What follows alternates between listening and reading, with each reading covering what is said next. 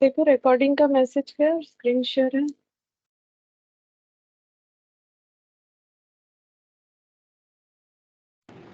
Ma'am. अच्छा देखो, हम लोग जो है स्टार्टिंग से फिर से कॉस्ट पढ़ रहे हैं, तो वहां पर हम लोगों ने बेसिक ऑफ कॉस्ट स्टार्ट किया है, जो कि टर्म्स हमें पता होना चाहिए। तो उसमें हम लोगों ने लास्ट क्लास में यहाँ से स्टार्ट करके ये जो पॉइंट है एकदम बेसिक से, अकाउंटिंग कितने तरीके का होता है, यहाँ से स्टार्ट करके टर्म्स वगैरह हम लोगों ने बहुत सारी चीज पढ़े, कॉस्ट ऑब्जेक्ट, ठीक है।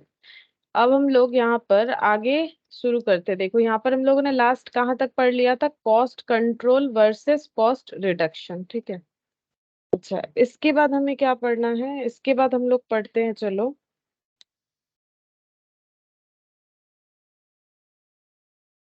एलिमेंट ऑफ कॉस्ट, ठीक है। एक्चुअली हम लोग पढ़ेंगे क्लासिफिकेशन ऑफ कॉस्ट, ठीक है। बेसिकली हम लोग अभी पढ़ेंगे classification of cost.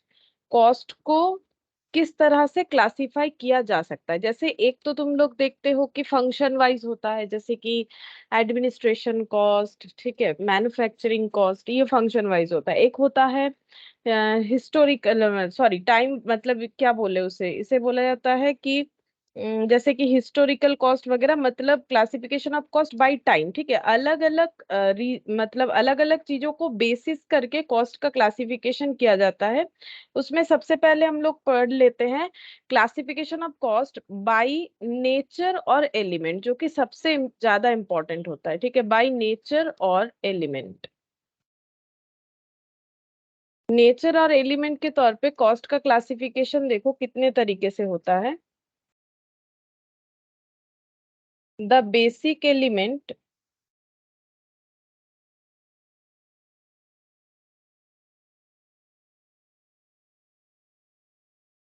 Of cost, cost का जो बेसिक एलिमेंट है वो है मेनली तीन, ठीक है। एक है मेटेरियल, फिर है लेबर और एक्सपेंस।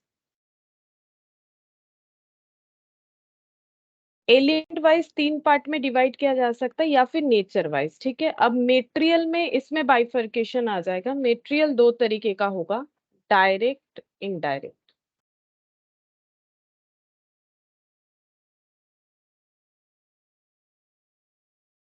लेबर में भी दो बाइफर्केशन आ जाएगा, डायरेक्ट, इनडायरेक्ट। एक्सपेंस में भी दो आ जाएगा, डायरेक्ट और इनडायरेक्ट, ठीक है। अच्छा, अब जितने भी डायरेक्ट खर्चे हैं, ठीक है, जितने भी डायरेक्ट खर्चे हैं उन सबको, direct material, direct labour, direct expense, इन सबको एक साथ बोला जाता है प्राइम कॉस्ट।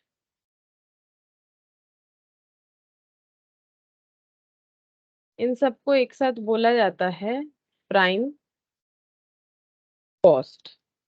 और जितने भी इनडायरेक्ट एक्सपेंसेस है, चाहे वो इनडायरेक्ट मटेरियल हो, चाहे वो इनडायरेक्ट लेबर हो, ठीक है, ये सबको बोला जाता है ओवरहेड, ठीक है। कॉस्टिंग के लैंग्वेज में इनको बोला जाता है ओवरहेड। इनडायरेक्ट हर एक खर्चे को जोड़ लो तो उसे ओवरहेड बोला जाता है, ठीक है। अब क्योंकि ये सबसे ज्यादा इंपॉर्टेंट है, ये वाला जो एलिमेंट वाइज बाइफर्केशन होता है, तो इस पे हम लोग डिटेल्स में पढ़ेंगे कि डायरेक्ट मटेरियल क्या होता है, इनडायरेक्ट मटेरियल क्या होता है। तो सबसे पहले लिखेंगे डायरेक्ट मटेरियल क्या होता है।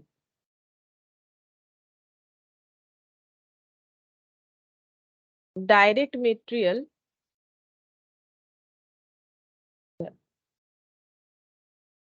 डायरेक्ट मटेरियल का मतलब हो जाएगा, इसमें एक एक लाइन यहाँ पर लिखवा दे डायरेक्ट मटेरियल, फिर इसका डिटेल्स लिखवाएंगे। एक काम करते हैं, यहाँ पर तो मैंने लिखा ही है।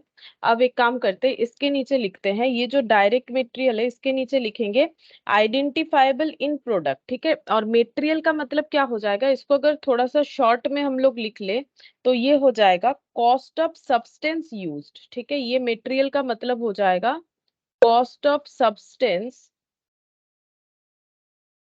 यूज्ड, ठीक है, मतलब जो भी प्रोडक्ट हम लोग बना रहे हैं, ठीक है, उसमें मेन जो सब्सटेंस यूज हो रहा है वही हमारा मेटेरियल कहलाता है। पहले मेटेरियल का मतलब एक एक लाइन यहाँ लिखवा देते, लेबर का मतलब, एक्सपेंसेस का मतलब, जैसे कुछ भी हम लोग बना रहे, फर्नीचर बना रहे तो वहां पर मेन सब्सटेंस वुड यानी लकड़ी हो जाएगा। अगर हम लोग जो है कि टॉयज बना रहे हैं, तो मान लो अगर प्लास्टिक का टॉयज बन रहा है तो उसमें मेन सब्सटेंस प्लास्टिक हो जाएगा, ठीक है। अच्छा, और ये होता है मेटेरियल। या फिर मान लो कि अगर हम लोग कुछ जो है क्ले पॉट वगैरह बना रहे हैं तो उसमें जो सब्सटेंस है वो मिट्टी यानी कि क्ले हो जाएगा, ठीक है। उसी तरह से लेबर का मतलब क्या हो जाएगा, कॉस्ट ऑफ ह्यूमन एफर्ट, ठीक है, कॉस्ट ऑफ ह्यूमन एफर्ट, ठीक है, कॉस्ट ऑफ ह्यूमन एफर्ट। तो मेटेरियल को फिनिश गुड्स बनाने के लिए ह्यूमन एफर्ट्स जो लगता है उसे ही हम लोग बोलते हैं लेबर, ठीक है। और एक्सपेंसेस मतलब क्या, ऐसा कॉस्ट इनकर्ड हो रहा है जो कि मेटेरियल और लेबर के अलावा है, क्योंकि अगर हम लोग फिनिश गुड्स बनाना चाहते हैं तो मेटेरियल लेबर तो हमें रिक्वायरमेंट होगा, इसके अलावा जो भी खर्चा होता है उसे हम लोग एक्सपेंसेस बोलते हैं, यानी कि other than material and labour,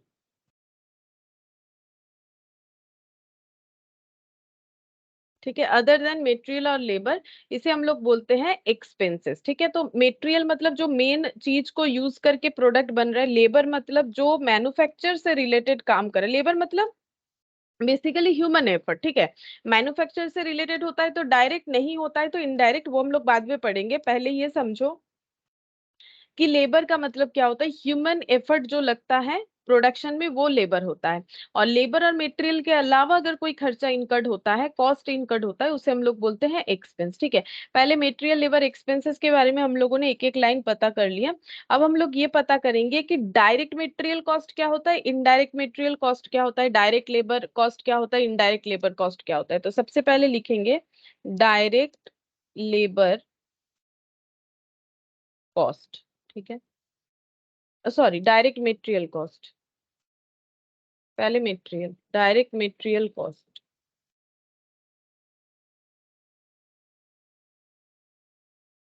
अच्छा, डायरेक्ट मटेरियल कॉस्ट क्या होता है, cost of material which can B, cost of material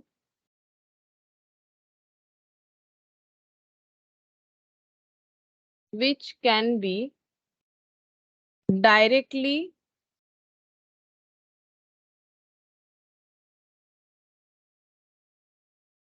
attribute directly attributed to cost object, that is economically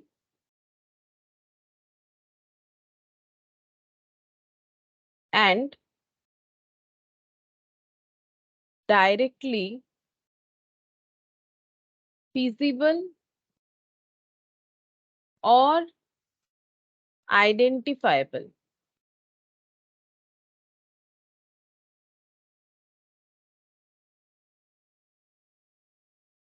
ठीक है।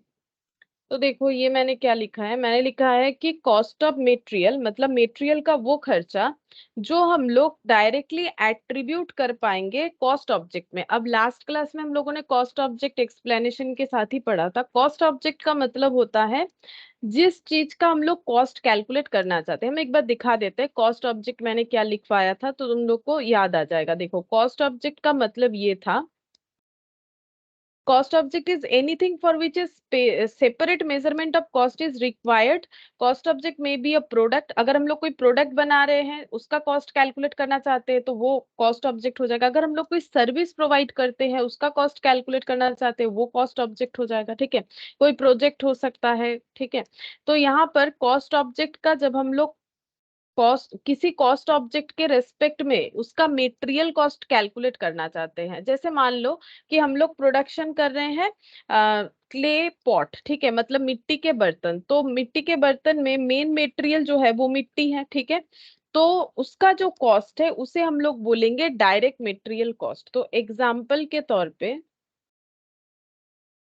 Clay in manufacturing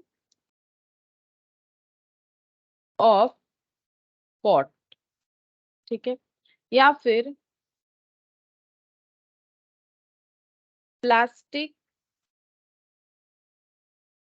in manufacturing of toy, in manufacturing of toys, ठीक है, या फिर ऐसा भी हो सकता है would in manufacturing of furniture,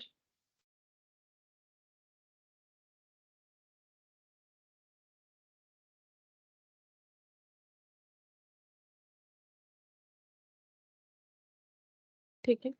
ये सब एग्जाम्पल है। तो देखो मेन जो मटेरियल है जिसको यूज किए बिना जो प्रोडक्ट हम लोग बनाना चाहते नहीं बना सकते। अगर मिट्टी का बर्तन बनाना है तो मेन हमें मिट्टी चाहिए, ठीक है।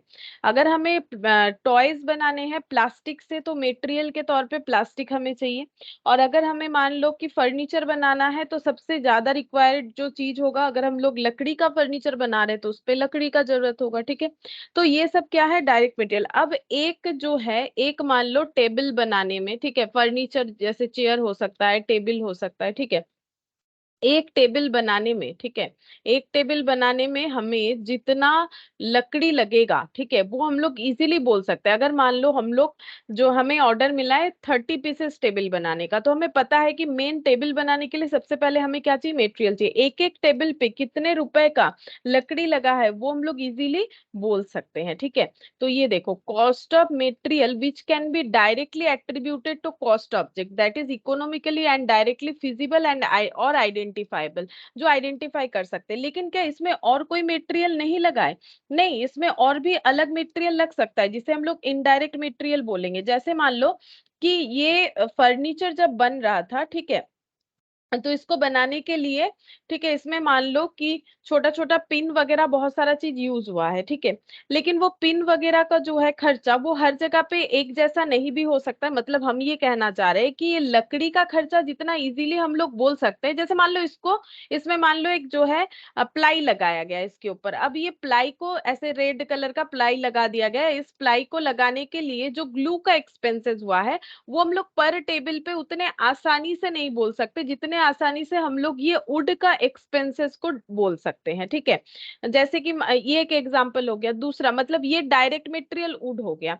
अब मान लो जो ये मिट्टी का बर्तन बन रहा है, ठीक है, क्ले पॉट जो बन रहा है, तो क्ले पॉट बनाने के लिए जो हम लोगों का यहाँ पर ये मान लो ये क्ले पॉट बन रहा है, ठीक है।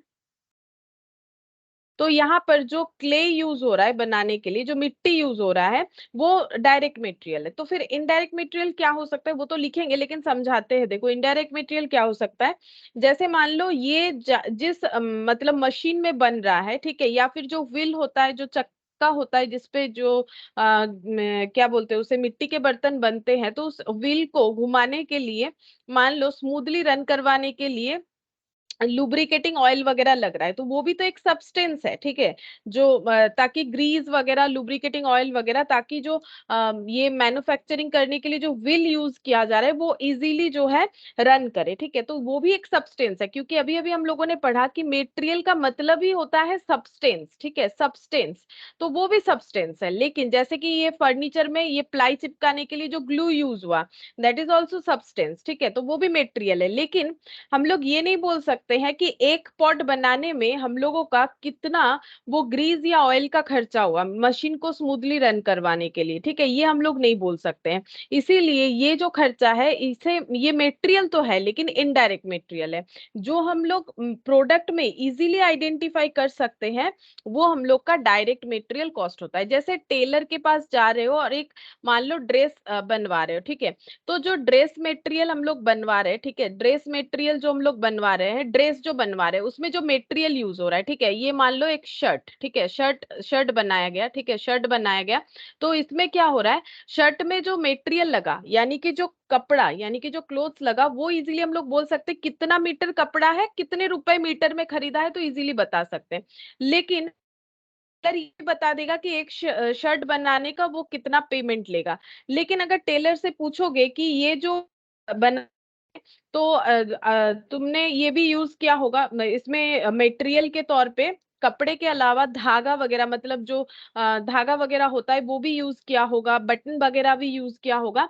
तो ये बताओ कि धागे का खर्चा कितना हुआ है। ठीक है, बटन का अगर कभी कभार बता भी दे पर शर्ट पे 5 या 6 लगता है, लेकिन धागे का खर्चा नहीं बता सकता है कि इसको स्टिच करने में जो धागा यूज हुआ है उसका कितना खर्चा हुआ है, वो इजीली नहीं बता सकता है। लेकिन क्या वो उसको प्रोडक्ट कॉस्ट में नहीं ऐड करता है? करता है, बिल्कुल करता है। जैसे इस पे ग्लू यूज हो रहा है, इस पे सनमाइका वगैरह लगाने के लिए, प्लाई वगैरह लगवाने के लिए, तो क्या वो ग्लू का कॉस्ट कस्टमर से नहीं लिया जाएगा? बिल्कुल लिया जाएगा, लेकिन वो इजीली आइडेंटिफाइबल नहीं है। ठीक है, वो इजीली आइडेंटिफाइबल नहीं है, इसीलिए ये जो है ये हम लोग बोलते हैं इनडायरेक्ट मटेरियल, जो इजीली आइडेंटिफाइबल नहीं है। और जो इजीली आइडेंटिफाइबल है उसे हम लोग बोलते हैं डायरेक्ट मटेरियल। ठीक है, तो ये हमारा कंसेप्ट क्लियर होना चाहिए कि डायरेक्ट और इनडायरेक्ट में फर्क क्या है। तो डायरेक्ट मतलब जो मेन सब्सटेंस है, ठीक है, जिसका खर्चा हम लोग इजीली आइडेंटिफाई कर सकते हैं, और जो मेन सब्सटेंस नहीं है उसे हम लोग बोलते हैं इनडायरेक्ट मटेरियल।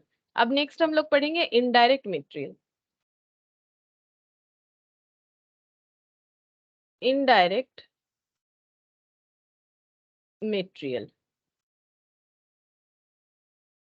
इनडायरेक्ट मटेरियल का मतलब cost of material which can't be directly attribute to cost object. ठीक है, जो कॉस्ट ऑब्जेक्ट है उसमें हम लोग डायरेक्टली जो है एट्रीब्यूट कर नहीं सकते हैं, मतलब किसी एक बेसिस पे करते हैं या फिर किसी और तरीके से करते हैं, डायरेक्टली एट्रीब्यूट नहीं कर पाते हैं, बट कैन बी एपोर्शन। इसीलिए हमें बांटना पड़ता है। ठीक है, एपोर्शन करने का मतलब क्या, डिस्ट्रीब्यूट कर देना पड़ता है, और उसके बाद एब्जॉर्ब या फिर एब्जॉर्ब करवाना पड़ता है, एब्जॉर्ब्ड बाई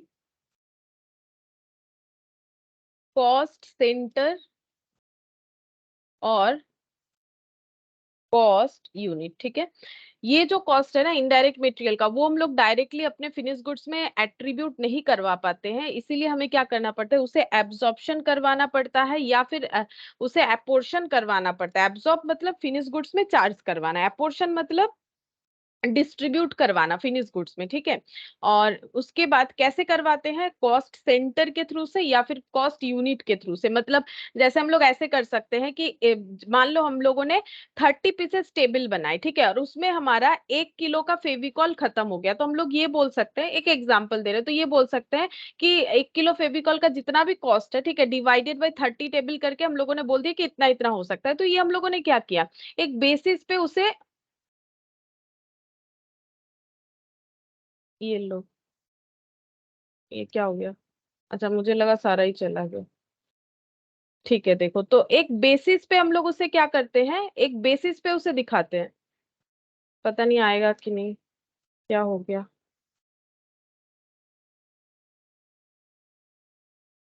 हाँ ठीक है, तो एक बेसिस पे हम लोग उसे क्या करते हैं, एपोर्शन करते हैं। ठीक है, डायरेक्टली नहीं कर पाते हैं, तो किसी एक पर्टिकुलर बेसिस पे एपोर्शन कर देते हैं, इसलिए इसे एपोर्शन किया जाता है, या फिर बोल सकते हैं एक एक टेबल पे एब्जॉर्ब करवा देंगे कि कितना होगा। तो कैसे करवाते हैं, कॉस्ट सेंटर, मतलब हम लोगों ने किस चीज का कॉस्ट निकाला, नंबर ऑफ टेबल्स का, तो कॉस्ट सेंटर, या फिर अगर पर यूनिट बेसिस पे कुछ बनाए, किलो बेसिस पे, लीटर बेसिस पे, तो उस बेसिस पे, तो कॉस्ट सेंटर कॉस्ट यूनिट जो सूटेबल होता है उस बेसिस पे हम लोग उसे एपोर्शन कर देते हैं। ठीक है, जैसे एग्जाम्पल के तौर पे,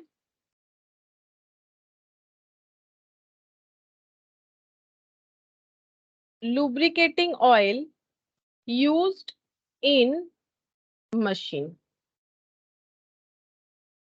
ठीक है, कोई भी मशीन में जो है ग्रीस लुब्रिकेटिंग ऑयल वगैरह यूज होता है और प्रोडक्शन का काम चलता है, तो ये तो यूज करना पड़ता है मशीन को सही रखने के लिए। तो ये जो लुब्रिकेटिंग ऑयल का खर्चा है, हम लोग एक एक प्रोडक्ट, कोई भी प्रोडक्ट बना रहे हैं, ठीक है, सपोज हम लोग बिस्किट्स ही बना रहे हैं या केक बना रहे हैं, जो भी मैन्युफैक्चरिंग हो रहा है, या फिर मान लो मेडिसिन ही मैन्युफैक्चर हो रहा है, लेकिन हम लोग ये नहीं बोल सकते हैं कि ये लुब्रिकेटिंग ऑयल का खर्चा एक एक मेडिसिन पे कितना आ रहा है, उतना आसान नहीं है। लेकिन वो मेडिसिन जो केमिकल से बन रहा है, ठीक है, वो केमिकल हम लोग बोल सकते हैं कि पर मेडिसिन पे कितना केमिकल लगा है। वैसे मेडिसिन बैच में प्रोडक्शन होता है, एक बैच में मान लो 10 पीस मेडिसिन बन रहा है, तो हम लोग बोल सकते हैं पर बैच में कितना करके केमिकल का यूज हो रहा है, ये हम लोग बोल सकते हैं। लेकिन ये नहीं बोल सकते हैं कि वो लुब्रिकेटिंग ऑयल का यूज जो हम लोग करते हैं मशीन को स्मूथ रन करवाने के लिए, और जिस मशीन में वो मेडिसिन बन के आता है उस मेडिसिन में, पर मेडिसिन में उस लुब्रिकेटिंग ऑयल का खर्चा कितना है, ये इजीली आइडेंटिफाइबल नहीं है, बट करना पड़ता है। वही हम लोग ओवरहेड चैप्टर में पढ़ते हैं, बट करना पड़ता है ताकि कस्टमर से वो चार्ज कर पाए, क्योंकि कॉस्ट रिकवर कैसे करना है, सेल करके ही तो अगर सेल प्राइस कैसे डिसाइड होगा, कॉस्ट सही से आइडेंटिफाई नहीं होगा तो सेल प्राइस भी डिसाइड नहीं कर पाएंगे। अच्छा, और दूसरा example, hand gloves used in manufacturing of pot, ठीक है, जो क्ले पॉट वगैरह बनता है उसको बनाने के टाइम मान लो जो लेबर है वो ग्लव्स का यूज करता है, ठीक है, तो ग्लव्स का यूज कर रहा है, वो भी एक सब्सटेंस हो गया यानी मेटेरियल हो गया। लेकिन ये नहीं बता सकते हैं कि मान लो एक जो ग्लव्स आता है वो पेयर में उसका मान लो 100 रुपए लगता है, एक एग्जाम्पल के तौर पे 100 रुपए लगता है। अब उसे यूज करके लेबर जो है क्ले पॉट बनाते हैं, लेकिन एक एक क्ले पॉट बनने के बाद कोई ये नहीं बता सकता है कि हैंड ग्लव्स का जो खर्चा है पर क्ले पॉट बनाने में कितना है, ये नहीं बोल सकते, ठीक है, ये उतना आसान नहीं है। तो ये जो है ये भी सब्सटेंस है, ये भी सब्सटेंस है, जैसे क्ले एक सब्सटेंस है क्ले पॉट बनाने के लिए, वैसे हैंड ग्लव्स भी मेटेरियल हो गया, क्ले पॉट बनाने के लिए यूज हो रहा है बट इनडायरेक्टली यूज हो रहा है, ठीक है, मतलब ये जो है ये हमें हेल्प कर रहा है बेसिकली, लेकिन ये मेन सब्सटेंस नहीं है, इनडायरेक्ट मटेरियल हो गया, ठीक है, इसका मतलब ये इनडायरेक्ट मटेरियल का एक एग्जांपल हो गया।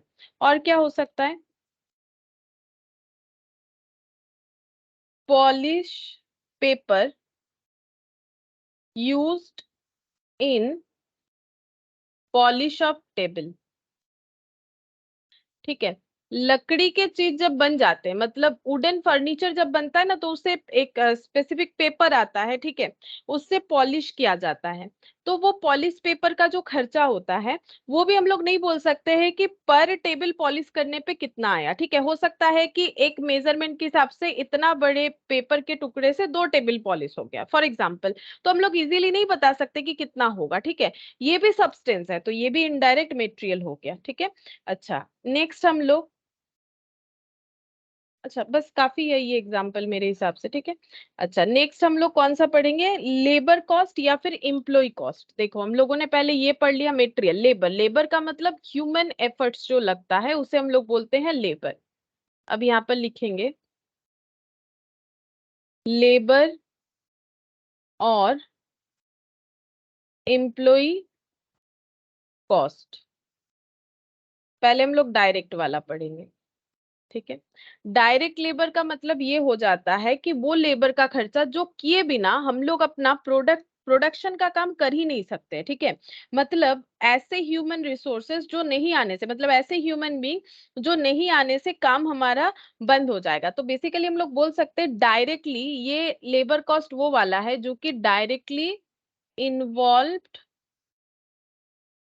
In production,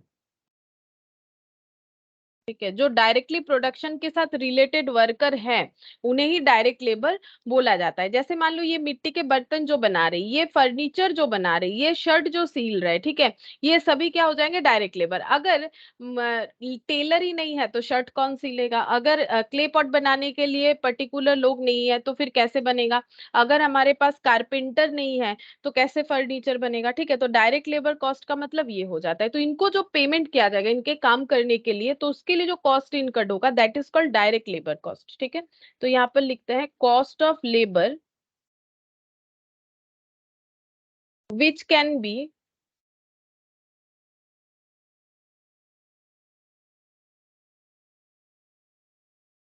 directly attributed to cost object in economically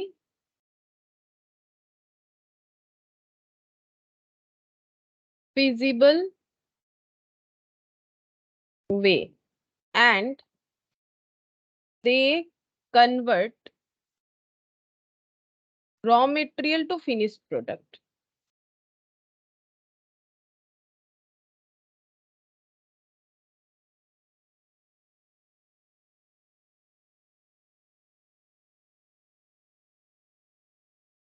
ये तो देखो एक लाइन का डेफिनेशन हो गया, ठीक है। मेनली हम लोग बोल सकते हैं कि directly involve in production purpose पे जो इन्वॉल्व रहते हैं वही डायरेक्ट लेबर होते हैं।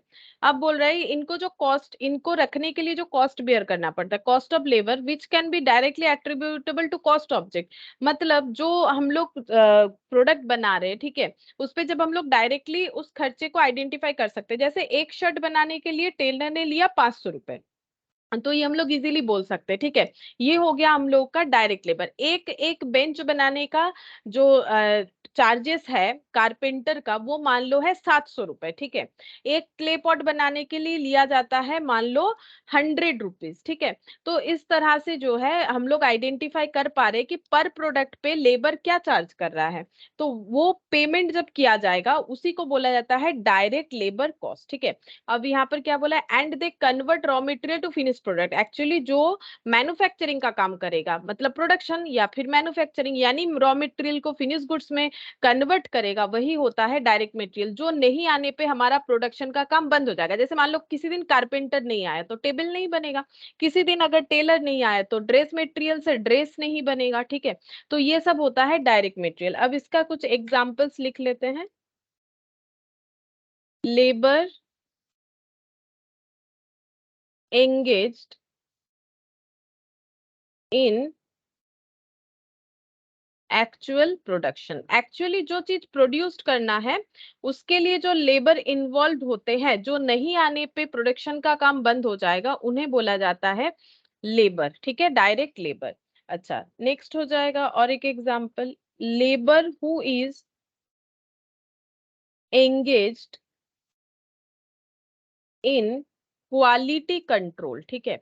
जो प्रोडक्ट बना रहे हैं उस पे हम लोग चाहते हैं कि हमारा क्वालिटी जो है खराब ना हो, क्वालिटी कंट्रोल हमें मेंटेन करके चलना है, तो हम लोगों ने ऐसा एक डिपार्टमेंट बना दिया जहां पर ऐसे लोगों को रखा है जो क्वालिटी कंट्रोल करने में, मतलब जो इस बात का ध्यान रखते हैं कि क्वालिटी वाला प्रोडक्ट बन रहा है कि नहीं बन रहा है। तो labour who is engaged in quality control, वो भी डायरेक्ट लेबर आ जाएंगे, क्योंकि क्वालिटी के साथ प्रोडक्ट बनाना ये प्रोडक्ट मैन्युफैक्चरिंग का ही पार्ट हो गया। तो इसका मतलब अगर कभी ये क्वालिटी कंट्रोल वाले लेबर नहीं आते हैं तो हमारा काम बंद हो सकता है। That is direct labour cost. इनको भी जो पेमेंट किया जाता है डायरेक्ट लेबर कॉस्ट होता है। ये तो जैसे प्रोडक्शन के केस में हुआ, लेकिन जब सर्विस प्रोवाइड होता है, जैसे मान लो स्कूल में कोई टीचर नहीं आए, ठीक है, मान लो जो अकाउंट्स लेते हैं वो टीचर एब्सेंट है, तो फिर क्लास ही नहीं होगा। तो एक्चुअली कॉस्ट में ना लेबर का मतलब ऐसा नहीं है, जैसे हम लोग अकाउंट्स में बोलते हैं ना कि जो फिजिकल वर्क ज्यादा करते हैं उन्हें लेबर, ठीक है, और उन्हें हम लोग देते हैं वेजेस, और जो स्किल्ड पर्सन होते हैं उन्हें हम लोग, मतलब दिमाग का काम ज्यादा करते हैं, उन्हें हम लोग देते हैं सैलरी। ये अकाउंट्स वाला कंसेप्ट। लेकिन कॉस्ट में ना चाहे कोई स्किल्ड हो, अनस्किल्ड हो या सेमी स्किल्ड हो, सभी को लेबर बोला जाता है, ठीक है। जैसे तुम लोग स्टैंडर्ड कॉस्टिंग सभी कर चुके हो, वहां पर तुम लोगों ने स्टैंडर्ड कॉस्टिंग में क्वेश्चन में पढ़ा है ना, skilled labour, unskilled labour, semi skilled labour. तो कॉस्टिंग में हर कोई लेबर होता है। तो जैसे मान लो टीचर नहीं आए, मतलब वो डायरेक्ट लेबर है स्कूल के लिए, ठीक है। अगर टीचर ही नहीं आएंगे तो क्लास ही बंद रहेगा, ठीक है। टीचर नहीं आएंगे तो क्लास ही बंद रहेगा, क्योंकि मेन काम क्या है, बच्चों को पढ़ाना, ठीक है। तो अगर टीचर नहीं आएंगे तो क्लास बंद हो जाएगा। लेकिन सोचो कभी कभी जो बेल बजाने के लिए जो जिनको रखा जाता है, मतलब जो स्टाफ को रखा जाता है, वो अगर कभी नहीं भी आते हैं ना, मुझे पता नहीं तुम लोगों ने कभी देखा है नहीं, कि हमारे स्कूल में ऐसा होता था, ठीक है, कि अगर कभी वो स्टाफ प्रेजेंट नहीं होते तो कभी कभी स्टूडेंट लोगों को भी बोल दिया जाता था, सीनियर बच्चे को, कि बेल कर, मतलब बेल बजा दो, या फिर ऐसे भी बोला जाता, कभी कभी टीचर भी कर देते थे अगर वो स्टाफ नहीं आते। वो एक्चुअली क्या है, इनडायरेक्ट लेबर है, ठीक है। मतलब वो स्टाफ जो कि पढ़ाने के अलावा बाकी काम के साथ इन्वॉल्व है, ठीक है। तो वो अगर कभी कभार एब्सेंट भी करते हैं तो इसका मतलब ये नहीं कि स्कूल में क्लास ऑफ रहेगा या फिर स्कूल बंद होगा। लेकिन अगर टीचर्स एब्सेंट है तो स्कूल बंद रहेगा। सेम डॉक्टर के केस में भी, अगर डॉक्टर ही नहीं आया, मान लो डॉक्टर के कंपाउंडर वगैरह सब है जो कि डॉक्टर के हेल्पिंग हैंड होते हैं, तो अगर डॉक्टर ही नहीं आया तो फिर क्लिनिक ही नहीं चलेगा ना, फिर पेशेंट आके किसको दिखाएंगे, चेकअप किसके पास करवाएंगे। तो डॉक्टर हो गए डायरेक्ट लेबर, ठीक है। उसी तरह से, मतलब ये मैंने दो सर्विस सेक्टर का एग्जाम्पल दिया। तो डायरेक्ट लेबर मतलब जो मेन काम के साथ जो है अटैच्ड है, उन्हें हम लोग बोलते हैं रखते हैं डायरेक्ट लेबर, और इनको रखने का जो कॉस्ट बियर किया जाता है उसे बोला जाता है डायरेक्ट लेबर कॉस्ट, ठीक है। अच्छा, नेक्स्ट हम लोग पढ़ेंगे इनडायरेक्ट लेबर।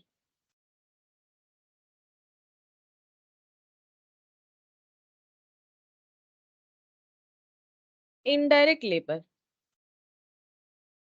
इनडायरेक्ट लेबर का मतलब हो जाता है कि not directly involved in production, not directly involved in production, जो प्रोडक्शन के साथ रिलेटेड नहीं है। जैसे फैक्ट्री में साफ सफाई करने के लिए मान लो हम लोगों ने जो है स्वीपर वगैरह को रखा है, ठीक है, तो वो क्या हो गए, इनडायरेक्ट लेबर। लेबर तो वो भी है, क्यों लेबर वो है, क्योंकि वो भी ह्यूमन बीइंग है, ठीक है। हर एक ह्यूमन एफर्ट्स जो लगता है काम करने में, ठीक है, वही होता है लेबर। तो मान लो वो नहीं आई, या फिर मेंटेनेंस स्टाफ, ठीक है, जो मेंटेनेंस का काम करते हैं, ठीक है, वो नहीं आए, ठीक है, तो वो क्या हो जाएंगे, वो हो जाएंगे हम लोग के इनडायरेक्ट लेबर। तो यहाँ पर लिखते देखो, इनडायरेक्ट लेबर का मतलब cost of labour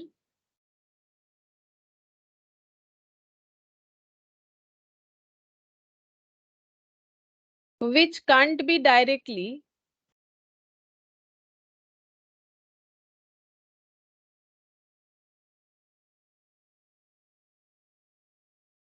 attribute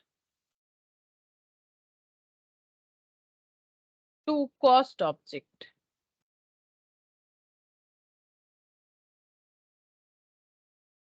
but can be apportioned or absorbed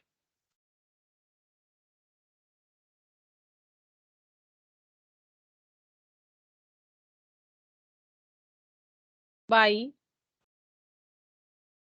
cost center और कॉस्ट यूनिट, ठीक है। डायरेक्टली जब हम लोग किसी खर्चे को फिनिश गुड्स पे एट्रीब्यूट नहीं कर पाते हैं, तो हम लोग क्या करते हैं, उसे किसी भी तरीके से पोर्शन करके एब्जॉर्ब करवाने का कोशिश करते हैं फिनिश गुड्स में, depending on the cost centre concept या फिर cost unit concept. Cost centre मतलब अगर अलग अलग सेंटर वाइज हो रहा है, जैसे कि मैंने एक एग्जांपल दिया था जो कि लेबर का तो नहीं हो रहा है, या फिर मान लो कि हम लोगों का जो फैक्ट्री प्रीमाइसेस है वो इतना बड़ा है, ठीक है, और ये फैक्ट्री प्रीमाइसेस में मान लो ऐसे 4 डिपार्टमेंट है, ठीक है, 4 department A B C D, ठीक है। हम लोगों ने एक स्वीपर को रखा है जो कि ये पूरे जगह को साफ करते हैं। तो अगर हमें ये पता करना है कि A डिपार्टमेंट में उनके लिए कितना, अब मान लो उनको सैलरी दिया जाता है मंथली 15,000, ठीक है, तो 15,000 अगर दिया जाता है तो उस केस में यहाँ पर हम लोग क्या कर सकते हैं, यहाँ पर 4 डिपार्टमेंट है, हम इसको 16 कर देते हैं, ठीक है, तो ये हो गया पर डिपार्टमेंट में 4,000 के हिसाब से हम लोगों ने क्या कर दिया, एपोर्शन कर दिया। तो apportion on basis of cost centre. अब कॉस्ट सेंटर क्या हो सकता है, कोई लोकेशन हो सकता है, कोई इक्विपमेंट हो सकता है, ये सब हम लोगों ने लास्ट क्लास में पढ़ा था, या फिर कॉस्ट यूनिट बेसिस पे हो सकता है कि ये डिपार्टमेंट में मान लो 1,000 यूनिट सामान बनता है, तो 4,000 रुपए 1,000 यूनिट के लिए, तो पर यूनिट के लिए 4 रुपए करके। तो इस तरह से अपोर्शन करना पड़ता है, डायरेक्टली हम लोग आइडेंटिफाई नहीं कर पाते, ठीक है। तो ये होता है इनडायरेक्ट लेबर का एग्जाम्पल, सॉरी इनडायरेक्ट लेबर। अब कुछ एग्जाम्पल्स लिखवा देते हैं। एग्जाम्पल में आ जाएगा ट्रेनर और इंस्ट्रक्टर। अब कोई भी काम में, जैसे मान लो कि फैक्ट्री में लेबर लोगों को ट्रेनिंग दिया जा रहा है कि किस तरह से मशीन वगैरह चलाना है, ठीक है, कैसे क्या मेंटेन करना है, तो उसके लिए हमेशा एक ट्रेनर को रखा जाता है। फिर उनको रखना है तो उनको पैसा भी देना पड़ेगा, मतलब सैलरी भी देना पड़ेगा।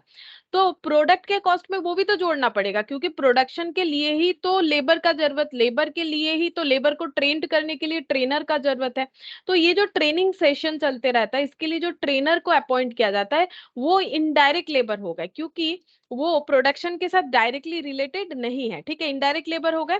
इनका इनको दिया गया सैलरी हम लोग जो है डायरेक्टली फिनिश गुड्स में एट्रीब्यूट नहीं कर सकते हैं, तो इनके खर्चे को हम लोग क्या करेंगे, एपोर्शन कर देंगे हमारे फिनिश गुड्स में, मतलब कॉस्ट सेंटर बेसिस पे या फिर कॉस्ट यूनिट बेसिस पे, ठीक है। अच्छा, नेक्स्ट लिखते हैं और एक example, sweeper who clean the shop floor, ठीक है, स्वीपर को रखा गया है शॉप फ्लोर को साफ करने के लिए, तो ये भी एक एग्जांपल हो जाएगा। सिक्योरिटी गार्ड, ठीक है, सिक्योरिटी गार्ड और time office employ. Security guard को हम लोग रखते हैं, ठीक है, तो सिक्योरिटी गार्ड गोडाउन के बाहर हो सकता है या फिर ऑफिस के बाहर, ठीक है, शॉप के बाहर हो सकता है। तो सिक्योरिटी गार्ड को जो पेमेंट करते हैं उसका भी तो जो प्रोडक्ट बेचते हैं उसी पे ही रिकवर करने का कोशिश करेंगे। तो सिक्योरिटी गार्ड को दिया गया जो पेमेंट है वो भी इनडायरेक्ट लेबर हो गया, ठीक है, यानी सिक्योरिटी गार्ड इनडायरेक्ट लेबर हो गया। टाइम ऑफिस एम्प्लॉय मतलब जो कौन लेबर कितने टाइम पे आ रहा है जा रहा है ये सारी चीजों को मेंटेन करता है, रिकॉर्ड करता है, ठीक है, रजिस्टर मेंटेन करता है। ऐसे जो एम्प्लॉय होते हैं उन्हें बोलते हैं टाइम ऑफिस एम्प्लॉय। तो उनको जो पेमेंट दिया जाएगा उनका जो सैलरी होगा वो भी इनडायरेक्ट लेबर के खर्चे में आ जाता है, ठीक है। तो इनडायरेक्ट लेबर हो गया। अब नेक्स्ट हम लोग पढ़ेंगे डायरेक्ट एक्सपेंसेस, ठीक है। ये देखो हम लोग यहाँ पर सबसे पहले मटेरियल पढ़ लिए, लेबर पढ़ लिए, अब हम लोग पढ़ेंगे एक्सपेंसेस। एक्सपेंसेस में डायरेक्ट फिर इनडायरेक्ट। अब एक्सपेंसेस मतलब क्या होता है, other than material and labour. Material and labour के अलावा अगर कोई प्रोडक्शन रिलेटेड या सर्विस रिलेटेड जो भी हम लोग प्रोवाइड करें खर्चा है तो उसे हम लोग बोलते हैं एक्सपेंसेस। तो एक्सपेंसेस में सबसे पहले हम लोग पढ़ेंगे direct expense.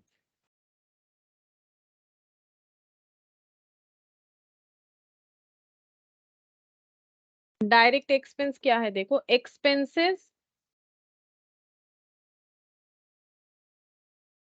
Other than material and labour which can be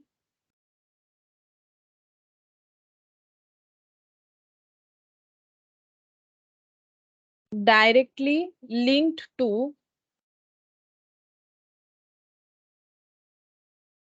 cost object, economically feasible way। Actually ये इकोनॉमिकली फिजिबल वे बार बार इसीलिए लिखा जाता है, मतलब जिसे हम लोग मॉनिटरी फॉर्म में एक्सप्लेन कर सकते हैं, ठीक है, economically feasible way. These expense are specifically incurred for a particular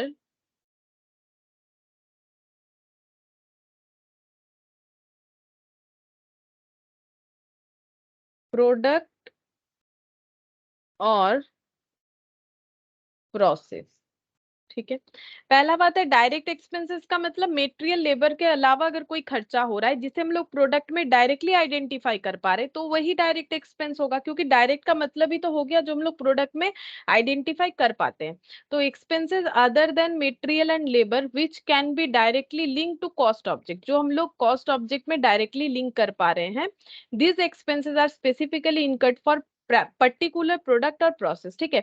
ये कैसे खर्चे होंगे वो डिपेंड करेगा कि क्या पर्टिकुलर प्रोडक्ट या प्रोसेस जो भी हम लोग फॉलो करें उसके रिगार्डिंग खर्चा हो सकता है, मतलब अलग अलग तरीके का खर्चा हो सकता है। इसका एग्जाम्पल देखो, पावर एक्सपेंसेस टू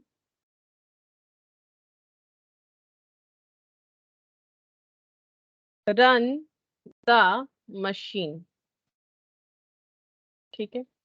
और क्या हो सकता है, cost to rectify defective work.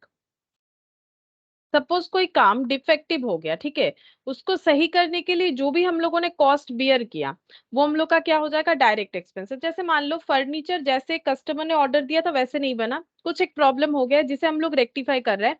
तो अब हम लोग जब अपने कारपेंटर को जाके बोल रहे हैं कि हमें ऐसा चाहिए था, ठीक है, मतलब ऐसा आप चेंज करके दे दीजिए, तो जो चेंज के लिए जो भी डिफेक्टिव वर्क हुआ है तो पर डिफेक्टिव वर्क पे कितना खर्चा हो रहा है, पर टेबल को चेंज करने पे कितना खर्चा हो रहा है, वो हो जाएगा डायरेक्ट एक्सपेंस, ठीक है।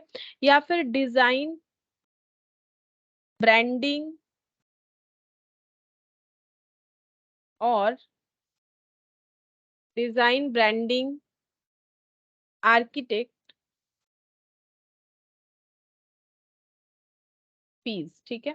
अगर हम लोग कुछ डिजाइनिंग वगैरह कर रहे हैं पर प्रोडक्ट पे, उसका खर्चा, ठीक है, कि एक स्पेसिफिक डिजाइन के साथ जो है क्ले पॉट बन रहा है, या स्पेसिफिक डिजाइन वाला जो है फर्नीचर बन रहा है, या फिर कुछ स्पेसिफिक ब्रांडिंग किया है हम लोगों ने हमारे प्रोडक्ट का, या फिर कुछ आर्किटेक्ट से लेके हम लोगों ने उनको उनसे जो नॉलेज मिला उसके हिसाब से हम लोग जो है काम कर रहे हैं, तो आर्किटेक्चर का फीस, ये सब क्या होता है, ये सब हो जाता है हम लोग का डायरेक्ट एक्सपेंस, ठीक है, जो हम लोग पर प्रोडक्ट पे आइडेंटिफाई अगर कर पाते हैं तो।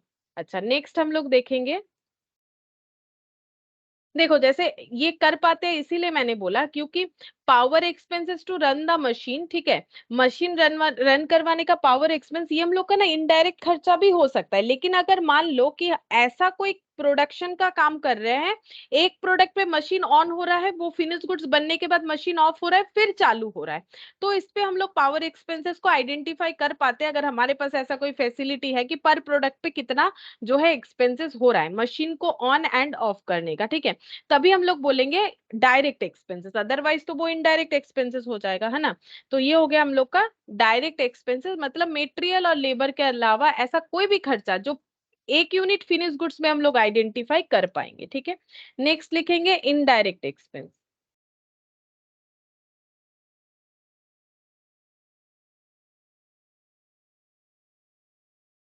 इनडायरेक्ट एक्सपेंसेस का मतलब हो जाता है जो हम लोग वन यूनिट फिनिश गुड्स में आइडेंटिफाई नहीं कर पाएंगे, ठीक है। डायरेक्ट मतलब रिलेटेड टू प्रोडक्शन, और ये जो है नॉट रिलेटेड टू प्रोडक्शन, ठीक है। डायरेक्ट एक्सपेंसेस में एक सिंपल लाइन लिख सकते हैं हम लोग, इसका जो है इसको याद रखने के लिए इस पे एक सिंपल लाइन लिख सकते हैं कि related directly related with production, ठीक है। और इस पे लिख लो not directly related with production.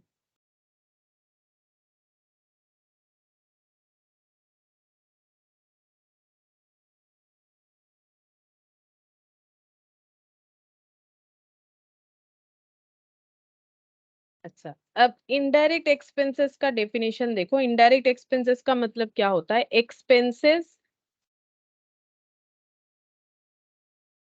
Other than material and labour, ये तो मैं पता ही है। मेटेरियल एंड लेबर के अलावा जो भी इनडायरेक्ट खर्चा होगा which can't be directly identified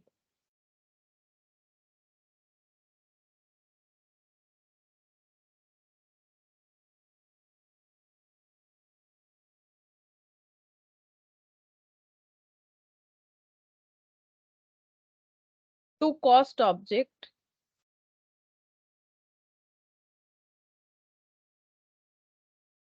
but can be apportioned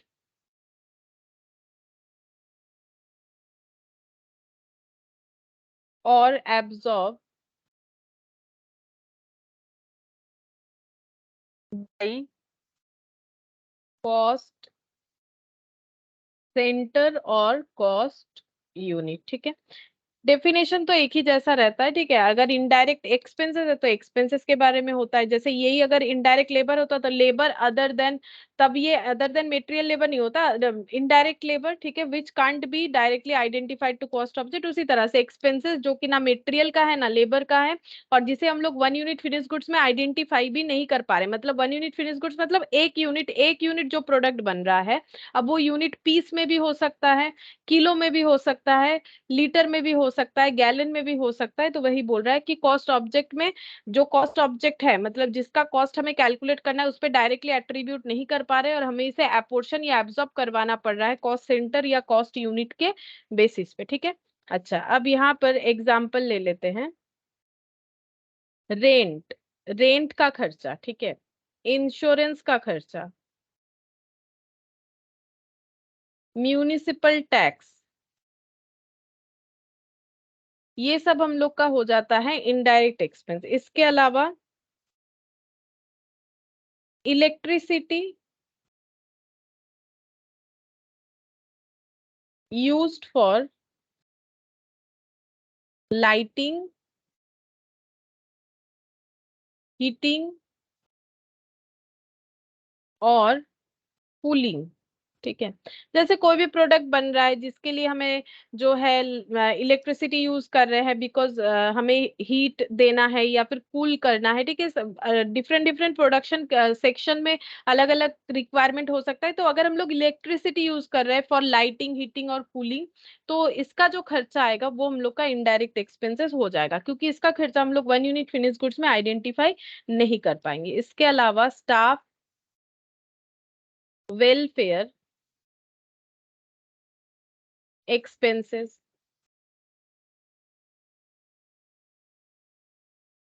expenses on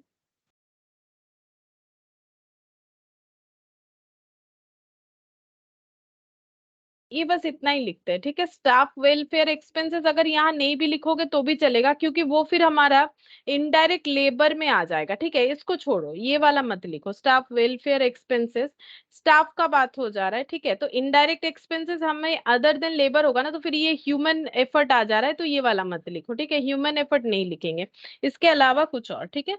तो ये हो गया हम लोग का। अच्छा, अब देखो, अब हम लोग क्या पढ़ेंगे, अब हम लोग पढ़ेंगे कि किस तरह से जो है मेटेरियल कॉस्ट को एस्टिमेट किया जाता है, ठीक है। तो ये देखो कैसे होगा, procedure for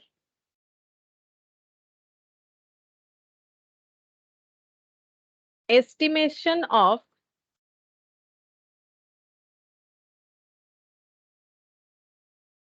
material cost. Material cost को हम लोग किस तरह से एस्टिमेट कर सकते हैं, ठीक है। तो सबसे पहले हमें क्या करना पड़ेगा, break up the final product into simple parts, ठीक है। तो जो हमारा मेन फिनिश गुड्स बन रहा है, अगर हम लोग उसे पार्ट पार्ट डिवाइड कर सकते हैं, ठीक है, सिंपल सिंपल पार्ट्स में डिवाइड कर सकते हैं, जितना सिंप्लीफिकेशन वे में डिवाइड कर सकते हैं उतने में हम लोग पहले अपने फाइनल प्रोडक्ट का ब्रेकअप कर लेंगे, ठीक है। कि ये पोर्शन बनाने का इतना खर्चा है, ये पोर्शन बनाने का इतना खर्चा है, ठीक है। तो ये होता है breakup the final product into simple part. जैसे मान लो कि क्ले के पॉट्स बन रहे हैं, तो पहले क्ले से क्ले पॉट बन गया, वो एक जो है काम हो रहा है। उसके बाद मान लो उस पे उसको सुखाया जा रहा है, फिर उसको जो है हीट से उसे पक्का बनाया जा रहा है, तो वो एक प्रोसेस हो गया।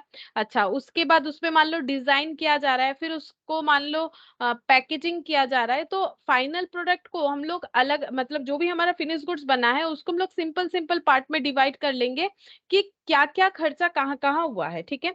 और अगर कोई छोटा छोटा खर्चा है उसको हम लोग इग्नोर करेंगे, ठीक है। तो यहाँ पर लिखते हैं नेग्लेक्ट स्मॉल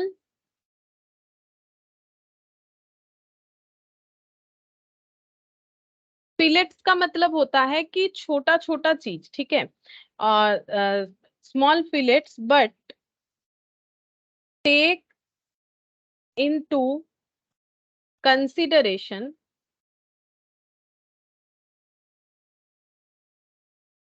स्क्रैप इन्वॉल्व्ड। मतलब ये हो गया कि take into consideration scrap involve, मतलब अगर कोई छोटा मोटा खर्चा हो रहा है, ठीक है। अगर कोई छोटा मोटा खर्चा है तो हम लोग उसे इग्नोर कर देंगे। जैसे मान लो कोई चीज जो है किलो बेसिस पे आ रहा है, ठीक है। जैसे कोई चीज किलो बेसिस पे आ रहा है, जैसे छोटा छोटा पिन वगैरह, ठीक है, वो किलो बेसिस पे आ रहा है, तो ये सब छोटा छोटा खर्चा को हम लोग अपने कॉस्ट में इस तरह से इंक्लूड नहीं करेंगे। बट अगर हम लोगों का उसको बेच के कोई स्क्रैप आ रहा है, ठीक है, जो भी हम लोगों ने छोटा मोटा चीज खरीदा था प्रोडक्शन के लिए यूज किया था, लेकिन अब जो वो अगर कुछ स्क्रैप हो चुका है उसे हम लोग अगर बेचना चाहते हैं, ठीक है, उस छोटे मोटे चीजों को अगर बेचना चाहते हैं, तो बेच के जो भी रिकवरी आएगा हम लोग क्या करेंगे, उसको कंसीडर करेंगे। जैसे मान लो एक फर्नीचर बनाने का खर्चा आ रहा है, एक टेबल बनाने का 1,000 रुपए मेन खर्चा आ रहा है, ठीक है। और उसपे जो भी छोटा मोटा खर्चा हुआ था, और उसके लिए हम लोगों ने देखो पहले तो कॉस्ट इनकट करना पड़ेगा, छोटा मोटा खर्चा करने के लिए भी तो छोटे मोटे जो भी प्रोडक्ट चाहिए वो खरीदने पड़ेंगे। अब वो प्रोडक्ट अगर स्क्रैप के थ्रू से बिकता है, ठीक है, वो जो छोटा छोटा चीज हम लोगों ने मार्केट से खरीदा था उसको यूज भी किया, अब वो जो है वो स्क्रैप हो चुका है, अगर हम लोग उसको बेच देते हैं तो उसमें हम लोग का, जैसे मान लो घर बनाने के लिए देखोगे, जब सीमेंटिंग वगैरह होता है पेपर का यूज होता है, ठीक है, पेपर चिपकाते हैं ना, तो पेपर चिपकाते हैं तो पेपर क्या हो गया, स्मॉल खर्चा हो गया, ठीक है। तो ये जो पेपर का खर्चा हो रहा है, मान लो पेपर जितना लेके गया था बना, मतलब उसको सुखाने के लिए वहां पर पेपर देने के लिए पेपर बच गया, तो उन्होंने क्या किया, मार्केट में बेच दिया, बात को समझो, ठीक है, मार्केट में बेच दिया, उससे कुछ रिकवरी आ गया, ये वाला वही चीज है। हमें एक पूरा बिल्डिंग बनाना है तो उसका खर्चा मेन है ना, उसमें लगने वाला छोटा छोटा पेपर का खर्चा छोड़ो, उससे क्या मतलब है, लेकिन अगर वो पेपर बिक जाते हैं, ठीक है, वो पेपर अगर बिक जाते हैं, बिकने के बाद जो हमारे पास स्क्रैप आएगा, स्क्रैप वैल्यू आएगा, मतलब स्क्रैप बोलेंगे उसे, ठीक है, बेचने के बाद जो पैसा आएगा उसे हम लोग यूज करेंगे हमारे कॉस्ट को रिड्यूस करने के लिए। मान लो जो पेपर वगैरह यूज हुआ, जैसे कि हम यहाँ पर फर्नीचर का एग्जांपल ले रहे थे, ठीक है, फर्नीचर में जो भी मान लो हम लोगों ने छोटा मोटा चीज यूज किया, ठीक है, तो उसको हम लोग जब बेच रहे हैं तो उसमें मान लो रिकवरी हो गया 100 रुपीज का, तो हमारा फर्नीचर 900 का हो जाएगा, ठीक है। तो इस तरह से हम लोग अपना कॉस्ट को रिड्यूस करके दिखा सकते हैं छोटे मोटे चीजों को बेच के, ठीक है। फिर नेक्स्ट हम लोग लिखेंगे calculate area and volume of each part, then add the volume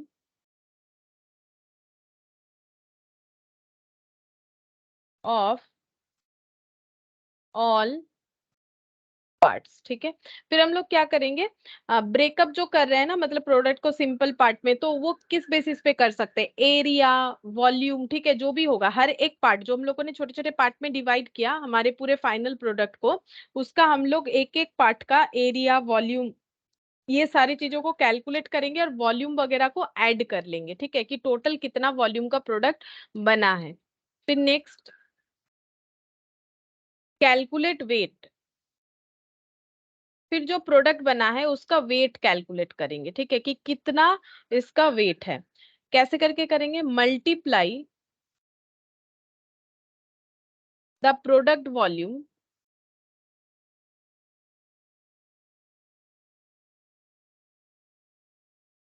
by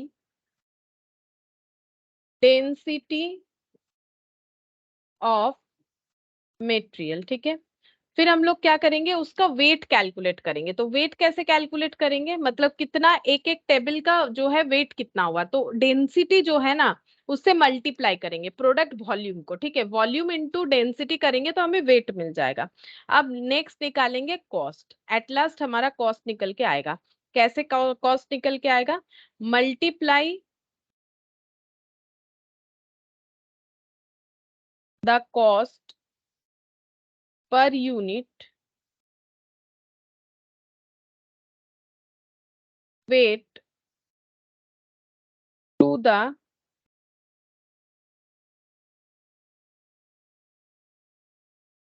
weight of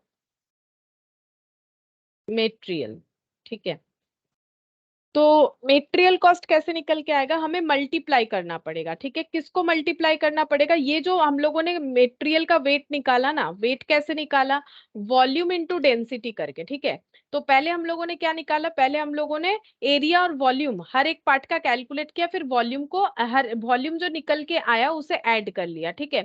अब जितना भी वॉल्यूम हुआ टोटल, उसको जब हम लोग मल्टीप्लाई करेंगे डेंसिटी के साथ, यहाँ पर क्या हो गया, volume into density equal to weight हो गया। अब हमें क्या करना है, मल्टीप्लाई करना है cost per unit weight to the weight of the material, मतलब ये जो निकल के आया 0.4 में जो निकल के आया वेट ऑफ द मटेरियल, यानी कि वॉल्यूम इनटू डेंसिटी, इसके साथ हम लोग मल्टीप्लाई करेंगे कॉस्ट पर यूनिट, ठीक है, मतलब जो मटेरियल यूज हो रहा है, जैसे मान लो जो मटेरियल यूज हो रहा है उसका कॉस्ट है 10 रुपीज 10 पर किलो फॉर एग्जाम्पल, ठीक है। तो यहाँ पर हम लोग क्या करेंगे, रुपीज 10 पर किलो से मल्टीप्लाई कर देंगे, जितना बनेगा, जैसे तुम लोग स्टैंडर्ड कॉस्टिंग में करते हो ना, एक यूनिट बनाने का खर्चा जो है, एक यूनिट प्रोडक्ट बनाने में, एक यूनिट प्रोडक्ट बनाने में 10 यूनिट जो है ए मटेरियल लगता है, ठीक है, ए मटेरियल लगता है। अब एक यूनिट ए मेटेरियल का कॉस्ट मार्केट में देखो तो वो है 5 रुपीज 5 पर किलो। तो फिर कैसे करके निकालते हैं कि मेटेरियल कॉस्ट कितना लगेगा एक यूनिट प्रोडक्ट में? तो 10 × 5, क्योंकि एक यूनिट बनाने में 10 यूनिट मेटेरियल लगेगा। एक यूनिट मेटेरियल 5 रुपए में आता है, तो 10 यूनिट मेटेरियल कितने में आएगा? 50 में आएगा। तो हम लोगों ने किससे मल्टीप्लाई किया? Cost per unit according to wait, तो ये केजी के हिसाब से था, ठीक है। और क्या करना पड़ेगा? जितना मेटेरियल जरूरत होगा उसके साथ मल्टीप्लाई कर देंगे। तो एक यूनिट प्रोडक्ट बनाने में 10 यूनिट मेटेरियल चाहिए, ठीक है। तो ये हम लोगों ने क्या निकाल लिया कि एक यूनिट प्रोडक्ट में कितने वेट का मेटेरियल चाहिए? 10, ठीक है। तो इस तरह से डिफरेंट डिफरेंट प्रोडक्ट के लिए डिफरेंट चीज हो सकता है। जैसे मैंने यहाँ पर यूनिट में मेजरमेंट किया, तो ये जो है ये एक प्रोसेस है, ठीक है। जस्ट मैंने बताया कि ये प्रोसेस है कि किस तरह से हम लोग जो है मेटेरियल कॉस्ट को कैलकुलेट कर सकते हैं, ठीक है। अच्छा, नेक्स्ट हम लोग लिखेंगे एस्पेक्ट्स ऑफ मेटेरियल कंट्रोल। हम लोग कैसे मेटेरियल कॉस्ट को कंट्रोल कर सकते हैं? Aspect of material control. तो मेनली दो तरीके से मेटेरियल कॉस्ट को कंट्रोल किया जाता है, ठीक है। पहला है अकाउंटिंग एस्पेक्ट,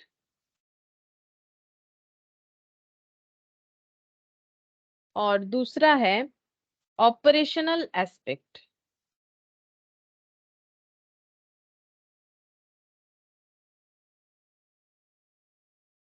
ठीक है। अकाउंटिंग का मतलब होता है रिकॉर्डिंग, ठीक है। हम लोग कितना मटेरियल खरीद रहे हैं, कब कितना यूज कर रहे हैं, कहां पर कितना मटेरियल इशू कर रहे हैं, ठीक है। ये सारे चीजों को अगर हम लोग अकाउंटिंग टेक्निक के थ्रू से रिकॉर्ड करके रखते हैं, तो हमारे मटेरियल में हमारा कंट्रोल रहेगा। हमें पता रहेगा कि कितना मटेरियल खरीदा था, कितना हम लोगों ने यूज किया, कितना बचना चाहिए, ठीक है। तो अकाउंटिंग एस्पेक्ट के थ्रू से हम लोग मटेरियल के कॉस्ट को कंट्रोल कर सकते हैं। तो इसके लिए यहाँ पर लिखेंगे maintaining documentary evidence, maintaining documentary evidence of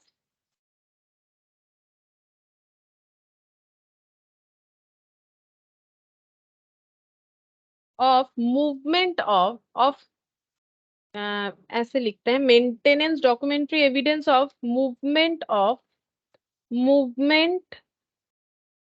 of every stage right from the time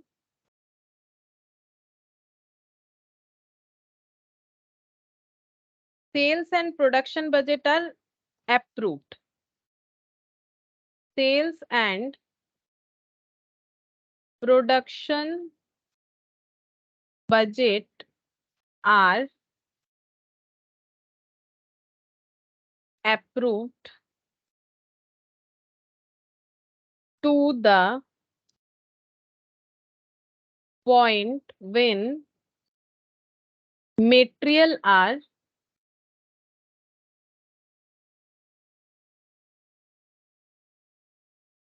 materials are purchased and actually used in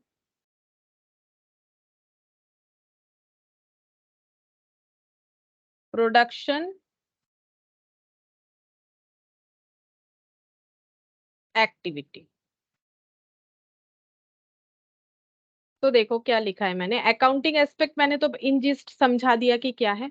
maintaining documentary evidence, हम लोग डॉक्यूमेंट्री एविडेंस बना सकते हैं। जैसे हम एक दो नाम बोल सकते हैं, स्टोर लेजर, ठीक है। स्टोर लेजर जब तुम लोग मेटेरियल कॉस्टिंग पढ़ोगे तो वहां देखोगे स्टोर लेजर वगैरह बनता है। मतलब स्टोर में एक लेजर मेंटेन होता है, ठीक है, जहां पर लिखा हुआ रहता है कि कौन से डेट को कौन सा टाइप का मटेरियल कितने रेट वाला कितना किलो या फिर जो भी यूनिट होगा आया, ठीक है। तो maintaining documentary evidence of movement of every stage, हमें रॉ मटेरियल का एवरी स्टेज का मूवमेंट भी रिकॉर्ड करना है, कब कौन से डिपार्टमेंट में या कौन से फैक्ट्री में कौन सा मटेरियल कितना गया। Right from the time sales and production budget are approved, जब से सेल और प्रोडक्शन बजट अप्रूव हो चुका है कि हाँ बजट के हिसाब से हम लोग इतना प्रोडक्शन करेंगे इतना सेल करेंगे, तब से हमें रॉ मटेरियल का हर एक मूवमेंट का रिकॉर्डिंग करना चाहिए। To the point when materials are purchase, जब से मटेरियल परचेज हुआ है तब से लेके actually used in production activity, मतलब मटेरियल खरीदने से लेके यूज करने तक हमें इसका सारा का सारा डॉक्यूमेंट्री एविडेंस रखना चाहिए, ताकि हम लोग मटेरियल कॉस्ट को कंट्रोल में रख पाए। ठीक है, ताकि हमारे पास सारे डिटेल्स रहे कि कुछ बर्बादी तो नहीं हो रहा है चीजों का, ठीक है, सही यूज हो रहा है कि नहीं हो रहा है। नेक्स्ट है ऑपरेशनल एस्पेक्ट। ऑपरेशनल एस्पेक्ट का मतलब मेंटेनेंस। ये देखो अकाउंटिंग एस्पेक्ट मतलब जो है रिटेन डॉक्यूमेंट के थ्रू से कंट्रोल करना, मतलब हम लोग ये चार्ज कर सकते हैं ना लेबर से कि देखो इतना मटेरियल होना चाहिए, फिर इतना कम कहाँ से हो रहा है, क्यों कम हो रहा है, ये हम लोग बोल सकते हैं। और एक होता है ऑपरेशनल एस्पेक्ट, मतलब एक्टिविटी के थ्रू से, ठीक है, अगर हम लोग लेबर को सही ट्रेनिंग दे कि आप चीजों को बर्बाद मत करो, कैसे आप चीजों को सफिशिएंट मतलब कैसे आप चीजों को इजी मतलब क्या बोले उसे, मतलब अच्छे से यूज कर सकते हो, मतलब वेस्टेजेस मत करो, ठीक है। तो ये होता है ऑपरेशनल एक्टिविटी। ऑपरेशनल एस्पेक्ट के थ्रू से भी हम लोग मटेरियल कॉस्ट को कंट्रोल कर सकते हैं, ठीक है। लेबर ऐसे यूज कर रहा है कि अगर 1 किलो मटेरियल चाहिए तो उसको यूज करते हुए मतलब मिसमैनेजमेंट की वजह से ज्यादा बर्बादी कर रहा है, तो हमारा मटेरियल कॉस्ट बढ़ जाएगा। तो यहाँ पर लिखेंगे maintenance of material supplies at a level so as to ensure that material is available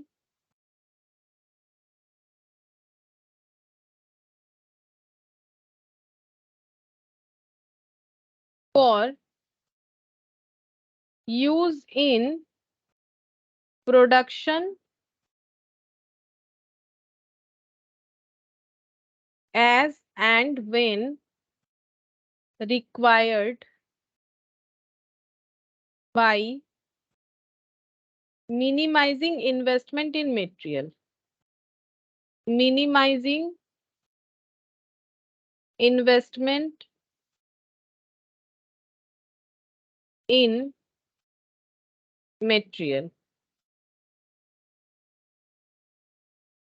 अच्छा ये क्या लिखा है देखो, maintenance of material supplies at a level so as to ensure that material is available for use in production as and when required, ठीक है।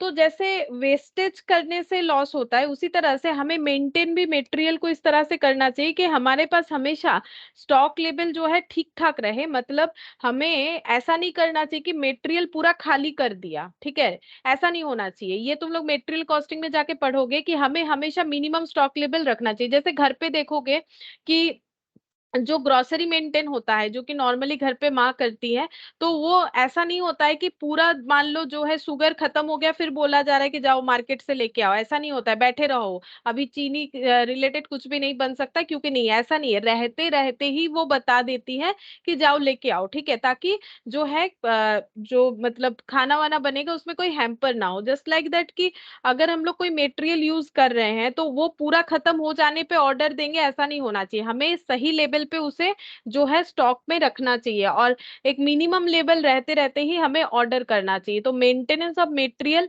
Supplies at a level so as to ensure that material is available for use in production as and when required by minimising investment in material, और हमें ये करना पड़ेगा investment in material को जितना minimise हो सके उतना, मतलब ऐसा नहीं कि बहुत ज्यादा ज्यादा लेके खरीद के लेके आके रख दिए, इसमें भी हमारा लॉस है, क्योंकि पैसा जो है वो मटेरियल में जाके ब्लॉक हो जाएगा, ठीक है। तो हमें ये डिसाइड करना पड़ेगा हमारे ऑपरेशनल एक्टिविटी से कि हमें कितना जो है बैकअप में रखना चाहिए, ठीक है।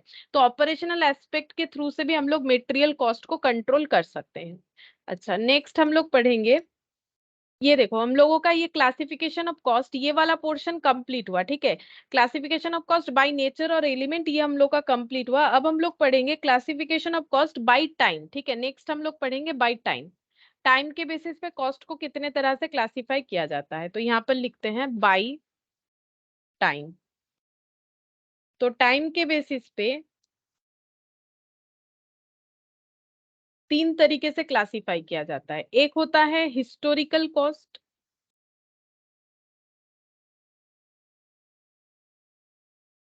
एक होता है करेंट कॉस्ट, और एक होता है प्री डिटरमाइंड कॉस्ट। अच्छा, हिस्टोरिकल कॉस्ट का मतलब क्या होता है, पहले हम जस्ट एक बार बता देते हैं। हिस्टोरिकल कॉस्ट का मतलब जो खर्चा हम लोगों ने पास्ट में कर लिया है, ठीक है, जो हम लोगों ने ऑलरेडी इनकर्ड कर दिया है, हो चुका है इनकर्ड, उसे हम लोग बोलते हैं हिस्टोरिकल कॉस्ट, ठीक है। तो इसके लिए लिखो cost incurred in past means ascertained after incurred, ठीक है। मतलब ये वो खर्चा है जो हम लोग इनकट करने के बाद ही आइडेंटिफाई करते हैं। मतलब एक खर्चा कर लिया, फिर हम लोग आइडेंटिफाई करेंगे कि ये पास्ट में हम लोगों ने इस चीज को प्रोडक्शन करने के लिए या फिर ये सर्विस प्रोवाइड करने के लिए कितना खर्चा किया है, ठीक है। जैसे मान लो हम लोगों ने एक जो है कुछ भी मैन्युफैक्चर, जैसे मान लो हम लोगों ने फर्नीचर मैन्युफैक्चर किया, फिर हम लोगों ने ऐड किया कि उसका कॉस्ट कितना निकल के आ रहा है, ठीक है। तो ये जो हम लोगों ने कॉस्ट इन मतलब कैलकुलेट किया, ये कैसे किया, पहले खर्चा कर लिया उसके बाद जो है कैलकुलेट किया, ठीक है। तो कॉस्ट इनकर्ड इन पास्ट, ठीक है, मींस एसर्टेन आफ्टर इनकर्ड, मतलब पहले कॉस्ट को इनकर्ड करो फिर कैलकुलेट करो कि कितना कॉस्ट इनकर्ड हुआ, ठीक है। जैसे हम लोगों ने गाड़ी मैन्युफैक्चर कर लिया, ठीक है, जैसे हम लोगों ने गाड़ी मैन्युफैक्चर किया और हम लोगों ने ऐड किया कि उस गाड़ी को मैन्युफैक्चर करने का कितना खर्चा हुआ, ठीक है।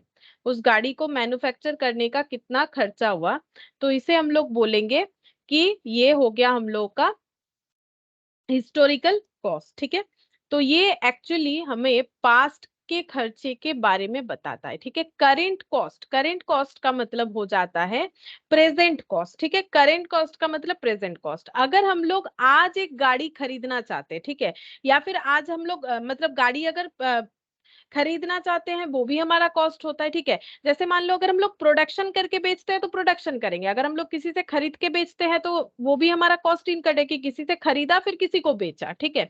तो cost incurred in past means ascertain after incurred, और cost incurred to present period, ठीक है। तो करेंट कॉस्ट का मतलब cost related to present period, ठीक है। मतलब आज अगर हम लोग ये गाड़ी प्रोडक्शन करना चाहते हैं या खरीदना चाहते हैं, ठीक है, आज अगर हम लोग ये गाड़ी को प्रोडक्शन करना चाहते हैं या खरीदना चाहते हैं तो हमें कितना पेमेंट करना पड़ेगा, ठीक है। तो that is called current cost. ये हमेशा प्रेजेंट को लेके बात करता है, ये वाला कॉस्ट, ठीक है। अच्छा, और नेक्स्ट जो है pre determined cost. Pre determined cost का मतलब हो जाएगा कि अगर फ्यूचर में हम ये गाड़ी खरीदना चाहे या प्रोडक्शन करना चाहे तो मेरा कितना कॉस्ट इनकट होगा, that is called pre determined cost, ठीक है। क्योंकि कॉस्ट का मतलब क्या होता है कि जो हम लोग अपना मतलब कुछ गिव एंड टेक वाला बात होता है ना। ये देखो कॉस्ट जब हम लोगों ने स्टार्टिंग में पढ़ना स्टार्ट किया था, मतलब लास्ट क्लास में जब मैंने कॉस्ट लिखवाया था तो मैंने क्या लिखवाया था, amount of resources in money और मनी वर्थ, ठीक है, give up in exchange for some goods, ठीक है। तो अब हम लोग प्रोडक्शन करके भी गाड़ी दे सकते हैं, खुद खरीद के किसी और को बेचते हैं तो भी होगा, ठीक है। तो ये हम लोग का उसमें भी कॉस्ट इनकट होता है। तो प्री डिटरमाइंड कॉस्ट का मतलब अगर फ्यूचर में हम लोग ये गाड़ी प्रोडक्शन करना चाहते हैं या फिर खरीदना चाहते हैं तो हमें कितना पेमेंट करना पड़ेगा। तो cost related to future estimated, cost related to future estimated today, ठीक है। और फ्यूचर में हमें कॉस्ट ये कॉस्ट इनकट करना है, लेकिन उसका एस्टिमेशन हम लोग आज से ही कर रहे हैं, दैट इज प्री डिटरमाइंड। तो प्री डिटरमाइंड कॉस्ट जो है वो हमेशा हमेशा जो है फ्यूचर पे बात करता है, फ्यूचर कॉस्ट पे, ठीक है। हम लोगों ने कोई खर्चा पास्ट में किया था, दैट इज हिस्टोरिकल कॉस्ट। अब हम लोग वही खर्चा अगर आज करते हैं तो करेंट कॉस्ट, अगर वो खर्चा हम लोग फ्यूचर में करने जाएंगे तो कितना होगा, वो होता है प्री डिटरमाइंड कॉस्ट, ठीक है। अब प्री डिटरमाइंड कॉस्ट जो है इसका दो पार्ट होता है, ठीक है। प्री डिटरमाइंड कॉस्ट को हम लोग दो पार्ट में डिवाइड कर सकते हैं, मतलब जो है कॉस्ट में ना बहुत अलग अलग टर्म होते हैं और थोड़े थोड़े चेंजेस के वजह से इसे अलग तरीके से यूज भी किया जाता है। अब प्री डिटरमाइंड कॉस्ट जो है वो दो होता है, एक होता है एस्टिमेटेड कॉस्ट, एक होता है स्टैंडर्ड कॉस्ट। एस्टिमेटेड कॉस्ट और एक होता है स्टैंडर्ड कॉस्ट, ठीक है। एस्टिमेटेड और स्टैंडर्ड कॉस्ट में फर्क क्या है पता है?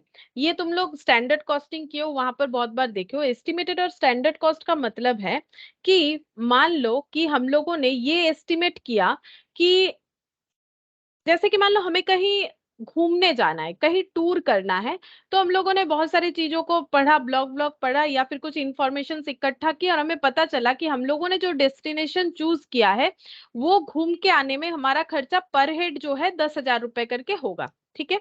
ये होता है एस्टिमेटेड कॉस्ट। लेकिन मान लो कि हम लोग पर हेड 10,000 रुपए नहीं खर्चा कर सकते हैं, हम लोग ज्यादा से ज्यादा 6,000 रुपए खर्चा कर पाएंगे, तो हम लोगों ने अपना स्टैंडर्ड 6,000 में लाया। क्या हम लोग 6,000 में घूम के आ सकते हैं?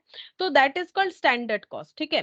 स्टैंडर्ड कॉस्ट और जो एस्टिमेटेड कॉस्ट है इसमें मेनली यही फर्क होता है कि एस्टिमेटेड कॉस्ट का मतलब है कि हम लोग एस्टिमेट कर रहे हैं कि इस काम को परफॉर्म करने के लिए हमारा कितना खर्चा होगा, ठीक है। स्टैंडर्ड कॉस्ट जो है वो हम लोग कैसे आइडेंटिफाई करते हैं, हमारे कैपेबिलिटी के हिसाब से आइडेंटिफाई करते हैं, ठीक है। तो एस्टिमेटेड कॉस्ट जो है इस पे लिखेंगे, एस्टिमेटेड कॉस्ट जो है it is determined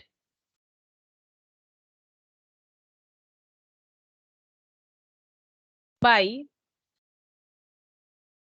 taking into consideration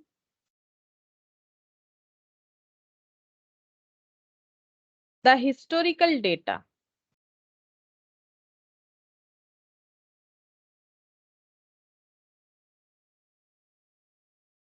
as the basis or and as the basis and adjusting them to future trend, ठीक है। मतलब क्या हुआ, मतलब ये कि ये कॉस्ट कैसे एस्टिमेट किया जाता है, हिस्टोरिकल डेटा के बेसिस पे। जैसे कोई एक पर्टिकुलर जगह विजिट करके आए तो उनका जो खर्चा है हम लोग ये एस्टिमेशन लगा रहे हैं, अच्छा वो वहां जा रहे हैं, हम लोग भी वहीं जाने वाले, तो वहां जाने का अगर इतना खर्चा है तो हमारा भी इतना खर्चा पड़ सकता है। लेकिन वो 5 साल पहले गए थे तो आज के हिसाब से वो खर्चा जो है उनका अगर 5,000 हुआ था, एक एग्जाम्पल बोल रहे, तो हमारा वो 6,000 होगा। एक एग्जाम्पल के तौर पे बोल रहे हैं, मतलब ये फ्यूचर ट्रेंड, मतलब यही हो गया ना। It is determined by taking into consideration the historical data.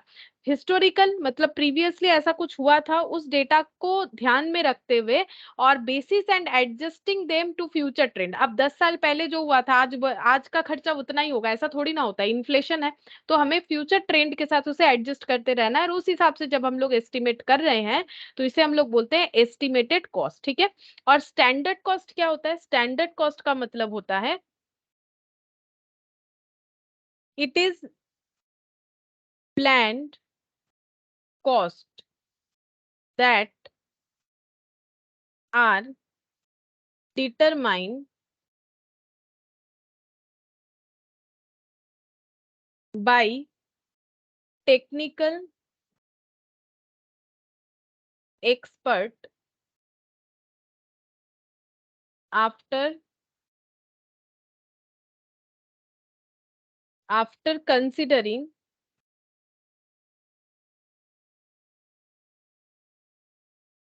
Level of efficiency and production using scientific and engineering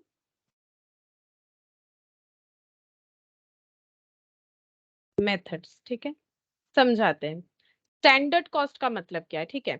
अब जैसे मैंने एक टूर का एग्जांपल लिया, ठीक है, लेकिन यहाँ तो प्रोडक्शन रिलेटेड एग्जांपल है, तो टूर के एग्जांपल के हिसाब से स्टैंडर्ड मतलब किसी का अगर 15,000 खर्चा हुआ है तो हम लोग भी उतना कर पाए जरूरी नहीं है, हमें अपने स्टैंडर्ड अपने हिसाब से फिक्स करने होते हैं। अब प्रोडक्शन के लिए देखो, हम लोग मान लो प्रोडक्शन करना चाहते हैं मेडिसिन, ठीक है, तो हम लोगों ने ये जानकारी लिया कि अगर इस तरह का मेडिसिन प्रोड्यूस किया जाए तो उस पूरे बिजनेस को मतलब बनाने के लिए एस्टिमेटेड क्या खर्चा हो सकता है। तो जिन्होंने भी ऐसा काम किया उनसे हम लोगों ने डेटा इकट्ठा किया, पता किया, और उन्होंने अगर 5 साल पहले का डेटा दिया है तो फ्यूचर ट्रेंड और इस सारी चीजों को एडजस्ट करके हम लोगों ने ये एस्टिमेट कर लिया कि ये मेडिसिन प्रोड्यूस करने में कितना खर्चा होगा। अब स्टैंडर्ड कॉस्ट क्या है? It is planned cost that are determined by technical expert. लेकिन हमारे पास क्या बेनिफिट है, हमारे पास क्या फैसिलिटीज है, हम लोग उसी के हिसाब से प्रोडक्शन कर पाएंगे, ठीक है। जैसे किसी ने बता दिया कि एक बार मशीन चलने से 1 लाख यूनिट बनता है, लेकिन हमारे पास वैसा मशीन है ही नहीं, ठीक है, तो हम लोग कैसे प्रोडक्शन करेंगे? तो हमारा स्टैंडर्ड जो है, जो एस्टिमेशन उन्होंने दिया और हमारा स्टैंडर्ड मैचअप नहीं हो रहा है, तो हम लोग क्या करेंगे, अपना स्टैंडर्ड अपने हिसाब से बनाएंगे। एस्टिमेटेड जो कॉस्ट बताया गया वो उनके हिसाब से बताया गया, वो ऑन दैट मोमेंट के हिस्टोरिकल डेटा के हिसाब से। लेकिन हमारा स्टैंडर्ड हम लोग कैसे फिक्स करेंगे? It is planned cost that are determined by technical expert after considering level of efficiency and production using scientific and engineering method. हम लोग अपने प्रोडक्शन में किस तरह का साइंटिफिक या इंजीनियरिंग मेथड यूज कर पा रहे, उसके ऊपर डिपेंड करके हम लोग अपना एस्टिमेशन का स्टैंडर्ड बनाते हैं, ठीक है। अब ये अच्छा भी हो सकता है, बुरा भी हो सकता है। अगर हमारे पास बहुत ज्यादा फैसिलिटी है तो जहां पर ये एक एक घंटे में 1 लाख यूनिट बनाने का हमें एस्टिमेशन दिए, वहां पर हम लोग 1 घंटे में 1.5 लाख यूनिट बना लेंगे, अगर हमारे पास उस तरह का फैसिलिटी है तो, ठीक है। और इसका और भी अच्छा एग्जाम्पल है जो मैंने स्टैंडर्ड कॉस्टिंग में भी शायद बताया था कि एस्टिमेटेड कॉस्ट, जैसे मान लो 100 मार्क्स का पेपर कंप्लीट करने में लगभग 3 आवर्स लग जाता है, तभी तो एग्जाम के लिए ये माना गया है, ठीक है। ये स्टेट किसी से भी पूछो, 100 मार्क का अगर क्वेश्चन पेपर रेडी करना है तो वो यही बोलेगा 3 घंटा टाइम दो, ठीक है, हिस्टोरिकल डेटा। लेकिन अगर कोई ये सोच रहा है कि हम तो 100 मार्क्स 3 घंटे में लिख नहीं सकते, मेरा इतना स्पीड है नहीं, तो हम 100 मार्क्स 3 घंटे में नहीं लिख पाएंगे, मेरा 3.5 घंटा लगेगा, वो बात अलग है कि 3 घंटे के बाद एग्जाम हॉल में लिखने नहीं दिया जाता है। लेकिन अगर ऐसा कोई क्राइटेरिया नहीं होता तो सोचो कि 100 मार्क्स 3 घंटे में कंप्लीट किया जा सकता है, ये एस्टिमेटेड हो गया। लेकिन हम लोग अपना स्टैंडर्ड अपने हिसाब से फिक्स कर सकते हैं। अगर हम लोग ज्यादा एफिशिएंट तो हम लोग बोलेंगे हमारे लिए तो 2.5 घंटा काफी है, अगर हम लोग लेस एफिशिएंट है तो बोलेंगे हमें 3.5 घंटा लग सकता है। तो ये हो जाएगा अपने लेवल के हिसाब से, अपने पास फैसिलिटीज के हिसाब से हम लोग अपना स्टैंडर्ड को बना सकते हैं, ठीक है। तो ये हो जाता है हम लोग का स्टैंडर्ड कॉस्ट, ठीक है। और ये जो है, ये एस्टिमेशन कॉस्ट जो है, ये हमेशा प्रोडक्शन स्टार्ट होने के पहले होता है। तो इस पे और एक पॉइंट लिख सकते हो, estimated before, estimated before production start, ठीक है। प्रोडक्शन स्टार्ट होने के पहले ही ये किया जाता है। और स्टैंडर्ड कॉस्ट जो है, इसका क्या क्या बेनिफिट है ये तो हम लोगों ने पता कर लिया क्या क्या है। इसका बेनिफिट जो है तुम लोग स्टैंडर्ड कॉस्टिंग में कर चुके हो। पहला है कि सेट हम लोग स्टैंडर्ड जो सेटअप करते हैं उसको एक्चुअल के साथ कंपेयर करते हैं, फिर हम लोग वेरिएशंस जो आए उसे आइडेंटिफाई करते हैं और करेक्टिव एक्शन लेते हैं, ठीक है। तो ये स्टैंडर्ड कॉस्ट का जो है बेनिफिट है। अगर हम लोगों को पता करना है कि इसका बेनिफिट क्या क्या है, तो स्टैंडर्ड कॉस्ट का बेनिफिट यही होता है कि after setting up standard compare with actual and find causes of variation and take corrective action for future, ठीक है। जो कि तुम लोग को पता है, स्टैंडर्ड कॉस्टिंग हम लोग कर चुके हैं, ठीक है। तो ये हम लोग का हो गया स्टैंडर्ड कॉस्ट जो प्री डिटरमाइंड कॉस्ट का, और एक पार्ट मैंने यहाँ पर लिखवाया, ठीक है। तो ये देखो अभी हम लोगों ने क्या कंप्लीट किया, टाइम के हिसाब से 3 तरीके से होता है, historical cost, current cost, pre determined cost, जिसमें प्री डिटरमाइंड का 2 पार्ट हम लोगों ने पढ़ा, एस्टिमेटेड और स्टैंडर्ड कॉस्ट। अच्छा नेक्स्ट देखो, अच्छा ये खत्म हो गया, एक सेकेंड। नेक्स्ट हम लोग लिखेंगे by degree of traceability to the product, ठीक है। हाँ बोलो मैम, थोड़ा पीछे कीजिए ना। कौन सा वाला, ये वाला? हाँ मैम। अच्छा लिखो।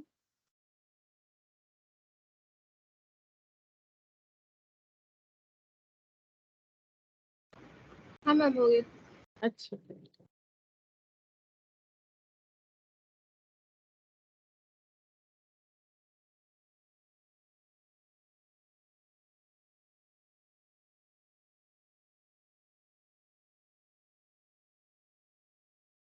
नेक्स्ट हम लोग लिखेंगे डिपेंडिंग ऑन द ट्रेसेबिलिटी, ठीक है। तो ट्रेसेबिलिटी के हिसाब से हम लोगों ने ऑलरेडी पढ़ रखा है, ट्रेसेबिलिटी के हिसाब से ही तो ये एलिमेंट का बाइफर्केशन किया गया है ना, ट्रेस कैसे कर पा रहे हैं, मतलब डायरेक्ट इनडायरेक्ट, ठीक है, ट्रेसेबिलिटी के हिसाब से। फिर भी इसका बाइफर्केशन है तो हम हेडिंग के साथ लिखवा देंगे, ठीक है। तो by degree of traceability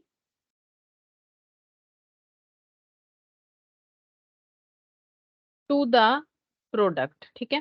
product में हम लोग उस कॉस्ट को कितना परसेंटेज में, मतलब डिग्री मतलब परसेंटेज हो, जो जिस भी तरह से आइडेंटिफाई करने का कोशिश किया जा रहा है, जो भी यूनिट के बेसिस पे, तो ट्रेसेबिलिटी के हिसाब से होता है डायरेक्ट कॉस्ट और इनडायरेक्ट कॉस्ट। डायरेक्ट कॉस्ट का मतलब जो 1 यूनिट फिनिश गुड्स में इजीली आइडेंटिफाइबल है, cost that can be traced to the final product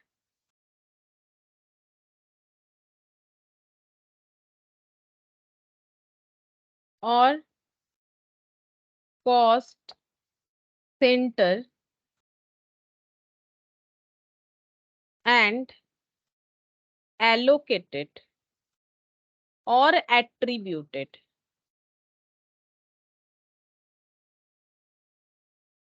to cost center, ठीक है। कॉस्ट जिसे हम लोग इजीली ट्रेस कर पाएंगे, आइडेंटिफाई कर पाएंगे टू फाइनल प्रोडक्ट, और कॉस्ट सेंटर जो फाइनल प्रोडक्ट हमारा बन रहा है, या फिर कोई पर्टिकुलर कॉस्ट सेंटर का कॉस्ट, और उसे एलोकेट या फिर एट्रीब्यूट कर पाएंगे उस कॉस्ट सेंटर पे, उसे डायरेक्ट कॉस्ट बोलेंगे। और इनडायरेक्ट कॉस्ट का मतलब कॉमन कॉस्ट, ठीक है, common cost that can't be traced easily in a single product, ठीक है। पर्टिकुलर पर प्रोडक्ट बेसिस पे, सिंगल प्रोडक्ट मतलब पर प्रोडक्ट बेसिस पे जो खर्चा हम लोग इजीली ट्रेस नहीं कर पा रहे हैं, उसे हम लोग बोलते हैं इनडायरेक्ट कॉस्ट। और इसके बाद इसमें और एक पॉइंट ऐड कर देते हैं, इसे इसे एलोकेट और एट्रीब्यूट बोला जाता है। डायरेक्ट कॉस्ट को हम लोग डायरेक्टली एलोकेट या एट्रीब्यूट कर सकते हैं, उसके लिए ये टर्म यूज होता है। लेकिन इनडायरेक्ट कॉस्ट क्योंकि हम लोग एलोकेट नहीं कर पाते हैं, डिस्ट्रीब्यूट करते हैं, तो इसमें लैंग्वेज यूज होता है एपोर्शन टू डिफरेंट प्रोडक्ट और cost centre on some basis, ठीक है। पर्टिकुलर किसी बेसिस पे जो है हम लोग इस कॉमन कॉस्ट को एट्रीब्यूट करते हैं। जैसे कि देखो ये पूरे बिल्डिंग जो है, ये यहाँ पर फैक्ट्री बना हुआ है, ठीक है, और 2 डिपार्टमेंट है, एक डिपार्टमेंट ए है, एक डिपार्टमेंट बी है। अब बी में ज्यादा जगह है, ए में कम जगह है, ठीक है। तो इसका जो रेंट आता है उसे डिस्ट्रीब्यूट कर दिया जाता है A:B में, और ए के लिए 1 और बी के लिए 2 रेशियो रखा गया है। तो ऐसे रेशियो में हम लोग डिस्ट्रीब्यूट कर सकते हैं। अब ये रेशियो कैसे हो सकता है, स्क्वायर फीट के हिसाब से, जैसे मान लो ये है हम लोग का 1000 स्क्वायर फीट, ठीक है, और ये सपोज है हम लोग का 2000 स्क्वायर फीट, एक एग्जाम्पल ले रहे हैं, तो फिर 1:2 में रेंट मान लो आता है 1 लाख, 1 लाख का रेंट इसमें डिस्ट्रीब्यूट कर दिया जाएगा। तो इसीलिए बोला गया है कि देखो सम बेसिस पे होता है, जो सूटेबल बेसिस होगा उसी बेसिस पे हम लोग कॉमन कॉस्ट को डिस्ट्रीब्यूट करने का कोशिश करेंगे, ठीक है। ये हो गया। अब नेक्स्ट हम लोग पढ़ेंगे और एक तरह का कॉस्ट होता है, जैसे ये पढ़ रहे हैं ना डिग्री ऑफ ट्रेसेबिलिटी, उसके बाद हम लोग पढ़ेंगे by associated with product.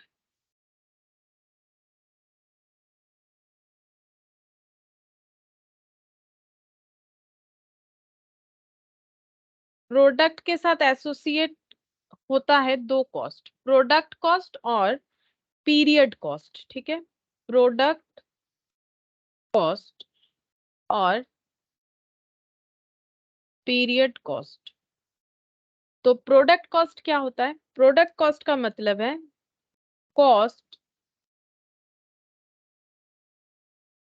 which are traceable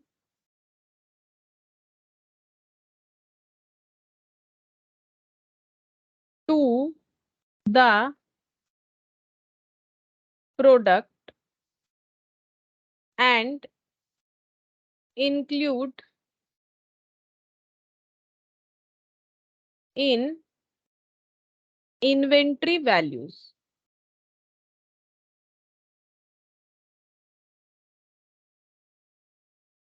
देखो प्रोडक्ट कॉस्ट मतलब एक प्रोडक्ट को फिनिश गुड्स तक बनाने का जो भी खर्चा होता है, ठीक है, cost which are traceable to the product and include in inventory values. Include in inventory value मतलब इन्वेंट्री मतलब स्टॉक। जब प्रोडक्ट फिनिश गुड्स बन गया तो वो क्या होता है? स्टॉक ऑफ फिनिश गुड्स होता है।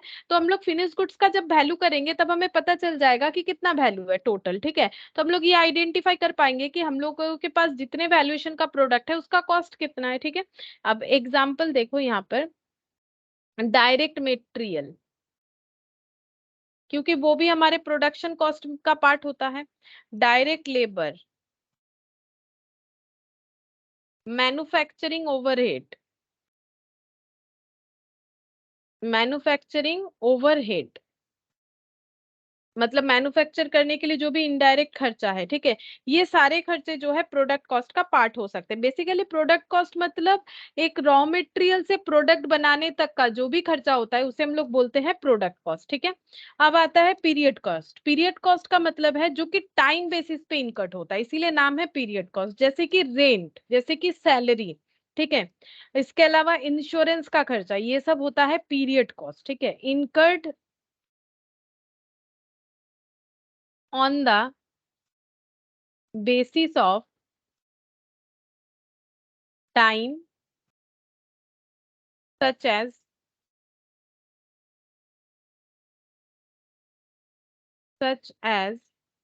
rent, salaries,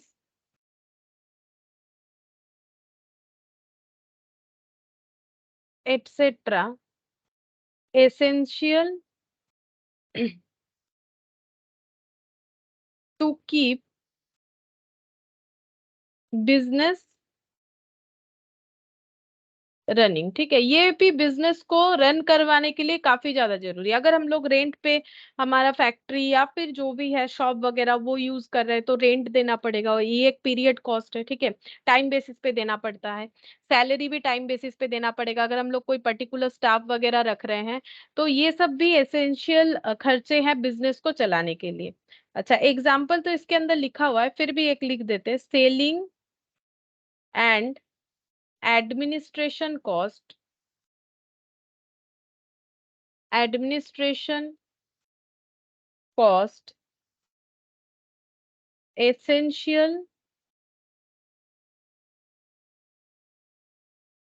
is essential to keep the business running, keep the business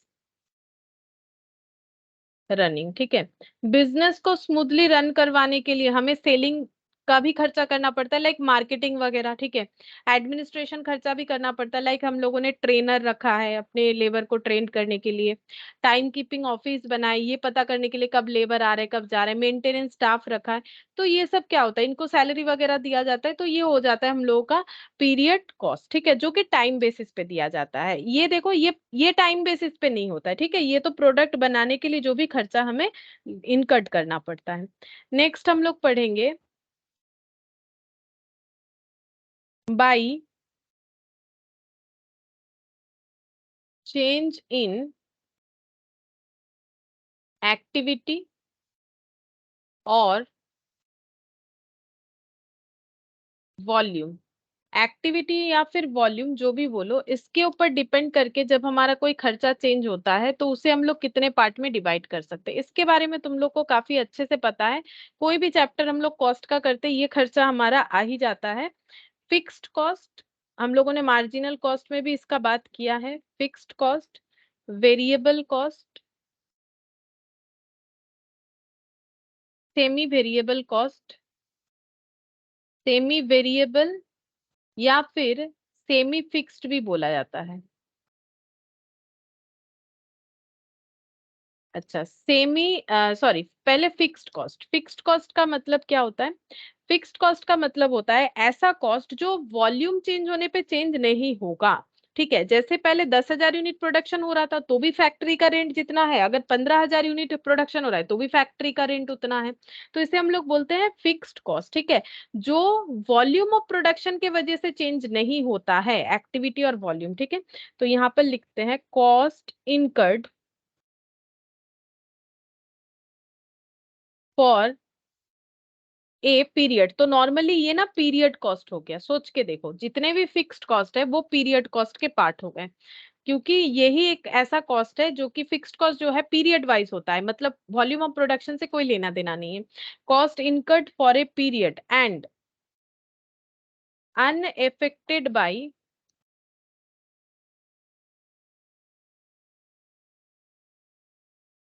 fluctuation in the level of activity. Level of activity कम या ज्यादा होने पे ये कभी फ्लक्चुएट नहीं करेगा, अनइफेक्टेड रहेगा by fluctuation in level of activity और आउटपुट और टर्नओवर। आउटपुट और टर्नओवर, जैसे टर्न मतलब आउटपुट बढ़ाने से खर्चा बढ़ता नहीं है, वैसे आउटपुट कम होने से भी खर्चा कम नहीं होगा। 10,000 यूनिट की जगह अगर 5,000 यूनिट प्रोडक्शन हो रहा है तो रेंट कम हो जाएगा, ऐसा नहीं होता है, ठीक है। तो इसीलिए हम लोग इसे बोलते हैं फिक्स्ड कॉस्ट। तो एग्जाम्पल रेंट ही लिख देते हैं, ठीक है, rent.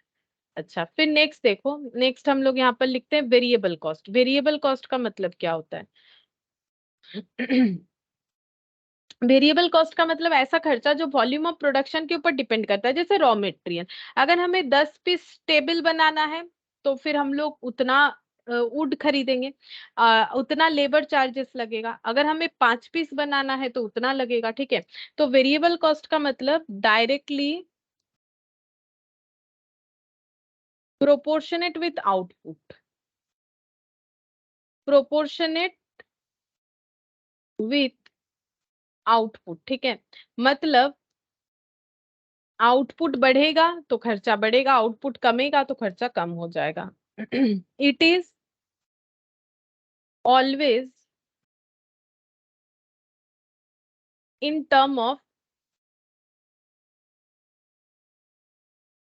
Unit, not in term of time, ठीक है। मतलब ये पीरियोडिक बेस से नहीं होता है, टाइम बेसिस पे इसका पेमेंट नहीं होता है, हमेशा यूनिट बेसिस पे होता है। जितना वॉल्यूम या यूनिट जो भी बोलो प्रोडक्शन करोगे उसी के हिसाब से हमारा खर्चा होगा। अगर वॉल्यूम ऑफ प्रोडक्शन बढ़ेगा तो ये वेरिएबल खर्चा बढ़ जाता है, अगर कम होगा तो वेरिएबल खर्चा कम हो जाता है, ठीक है। जैसे एग्जाम्पल के तौर पे अगर देखें, मेटेरियल यूज्ड इन प्रोडक्शन, ठीक है। प्रोडक्शन के लिए हम लोग जो मटेरियल यूज करेंगे वो होता है हम लोग का वेरिएबल कॉस्ट का पार्ट, ठीक है। अच्छा नेक्स्ट देखो, सेमी वेरिएबल कॉस्ट, ठीक है। सेमी वेरिएबल या सेमी फिक्स्ड मतलब जिसमें थोड़ा फिक्स्ड का नेचर है, थोड़ा वेरिएबल का नेचर है। तो यहाँ पर लिखो पहले combination of both fixed and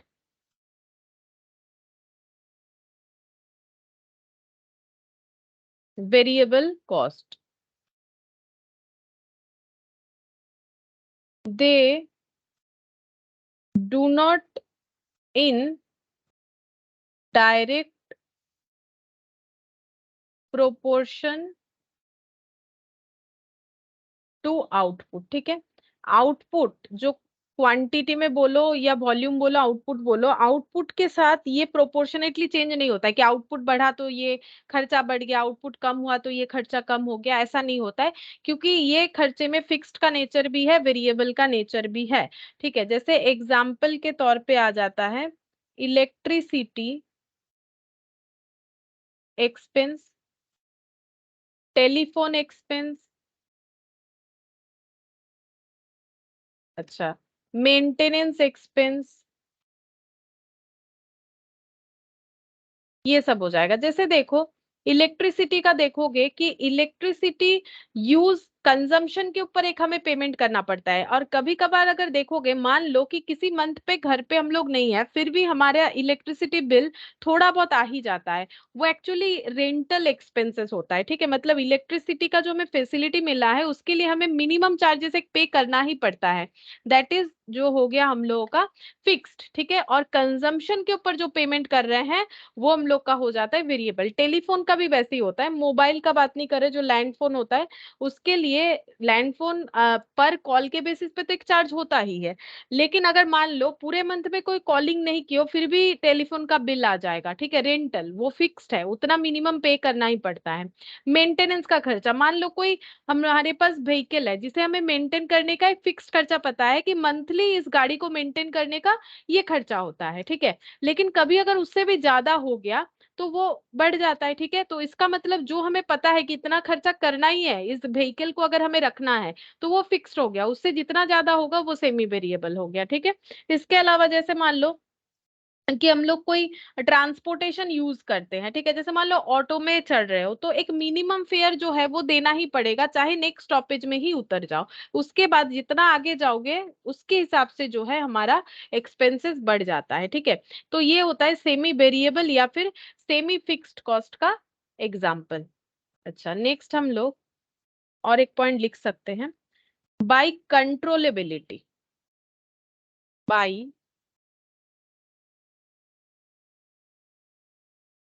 controllability. Controlling के हिसाब से जो है कॉस्ट दो तरीके का होता है, कंट्रोलेबल और uncontrollable.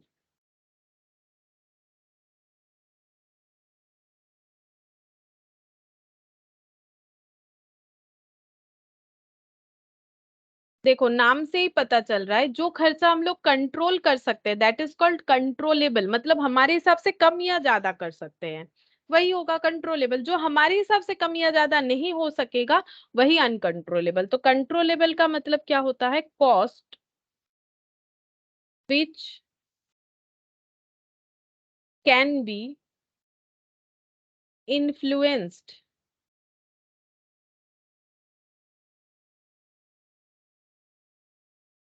Bye it's budget holder.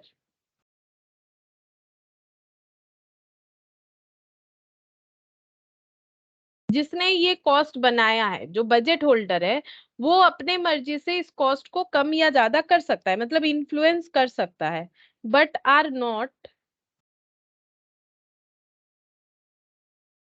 Totally controllable.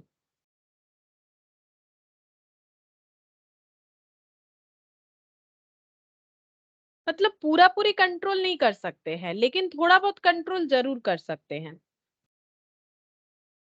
Some cost are partially controllable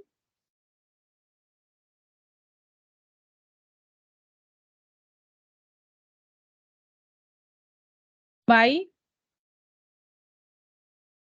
1% and partly by other.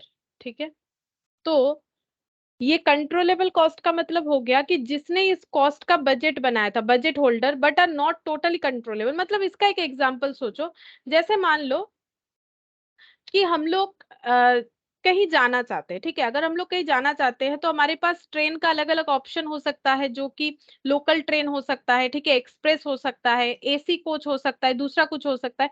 तो हम लोगों ने अपना जो बजट बनाया, अब देखो कहीं अगर जाना है और ट्रांसपोर्टेशन यूज करना है तो उसका खर्चा तो देना ही पड़ेगा। तो टोटली कंट्रोलेबल तो नहीं है कि हमें पेमेंट ही नहीं करना पड़ा, कुछ एक्सपेंस तो आएगा ही आएगा, तभी तो नाम कॉस्ट है। लेकिन हाँ, अगर हम लोग अपना जो है मतलब कैसा व्हीकल, कैसा ट्रांसपोर्टेशन यूज करते हैं, उसके हिसाब से हमारा कॉस्ट जो है कम या ज्यादा हो सकता है। वही चीज बोल रहा है, cost which can be influenced by the budget holder but are not totally controllable. Totally controllable कोई कॉस्ट नहीं हो सकता है कि हम लोगों ने खर्चा ही नहीं, जीरो कॉस्ट में हो गया, ऐसा नहीं होता है। Some cost are partially controllable by 1% and partly by other. ऐसा कुछ खर्चा हो सकता है जिसे मतलब कुछ कॉस्ट का कंट्रोल जो एक पर्सन के हाथ में है और कुछ कॉस्ट का कंट्रोल दूसरे पर्सन के हाथ में है। जैसे एग्जाम्पल के तौर पे इसके नीचे लिखो एग्जाम्पल, अगर तुम लोग के पेज में जगह है तो हम यहाँ पर लिख रहे हैं। ठीक है, एग्जाम्पल के तौर पे मेंटेनेंस कॉस्ट। मेंटेनेंस कॉस्ट, अगर कोई मशीन का सपोज मेंटेनेंस कॉस्ट हम लोग देखें, can be maintenance cost can be controlled by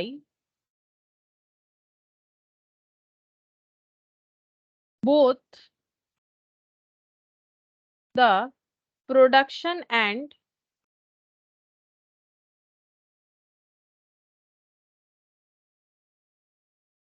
maintenance manager. ठीक है, तो अगर हमें मेंटेनेंस कॉस्ट को कंट्रोल में रखना है तो ये प्रोडक्शन मैनेजर जो है उनके पास भी इसका कंट्रोल होगा, क्योंकि जो प्रोडक्शन के साथ इन्वॉल्व होते हैं, मेंटेनेंस जैसे मशीन का बोल रहे हैं, ठीक है, और जो मेंटेनेंस मैनेजर है उनके पास भी होगा। तो वही चीज बोल रहा है कि कंट्रोलेबल कॉस्ट जो है पार्टली एक ही कॉस्ट के लिए दो पर्सन जो है या दो से ज्यादा पर्सन जो है मतलब लायबल हो सकते हैं। ठीक है, फिर यहाँ पर लिखेंगे अनकंट्रोलेबल कॉस्ट का मतलब not subject to control at any level of managerial supervision। ठीक है, तो किसी भी मैनेजर से ये कॉस्ट कंट्रोल नहीं हो सकता है, कोई लेवल के भी मैनेजर जो है इसे कंट्रोल नहीं कर सकते हैं। जैसे एग्जाम्पल के तौर पे रेंट, ठीक है, ये कभी भी कंट्रोल नहीं किया जा सकता है, एग्रीमेंट के तौर पे जो पेमेंट करने का बात हुआ है वही करना पड़ेगा। या फिर इंश्योरेंस, अगर हम लोगों ने कोई इंश्योरेंस करवा रखा है लाइक स्टॉक का, मशीन का, तो इंश्योरेंस का जो खर्चा है वो तो हमें पे करना ही पड़ेगा। तो ये सब जो है अनकंट्रोलेबल खर्चा है, ये कोई भी मैनेजर किसी भी लेवल पे कंट्रोल कभी भी नहीं कर सकता है। ठीक है, अच्छा, इसके बाद हम लोग का फंक्शन बेसिस पे है और अकाउंटिंग पीरियड बेसिस पे है, बस और कुछ छोटा छोटा चीज है। तो ये नेक्स्ट क्लास में हम लोग का कंप्लीट हो जाएगा, और एक क्लास होगा जिसपे हमारा बेसिक ऑफ कॉस्ट कंप्लीट हो जाएगा, मतलब इस वीक ही कंप्लीट हो जाएगा। उसके बाद हम लोग मटेरियल को स्टार्ट कर सकते हैं।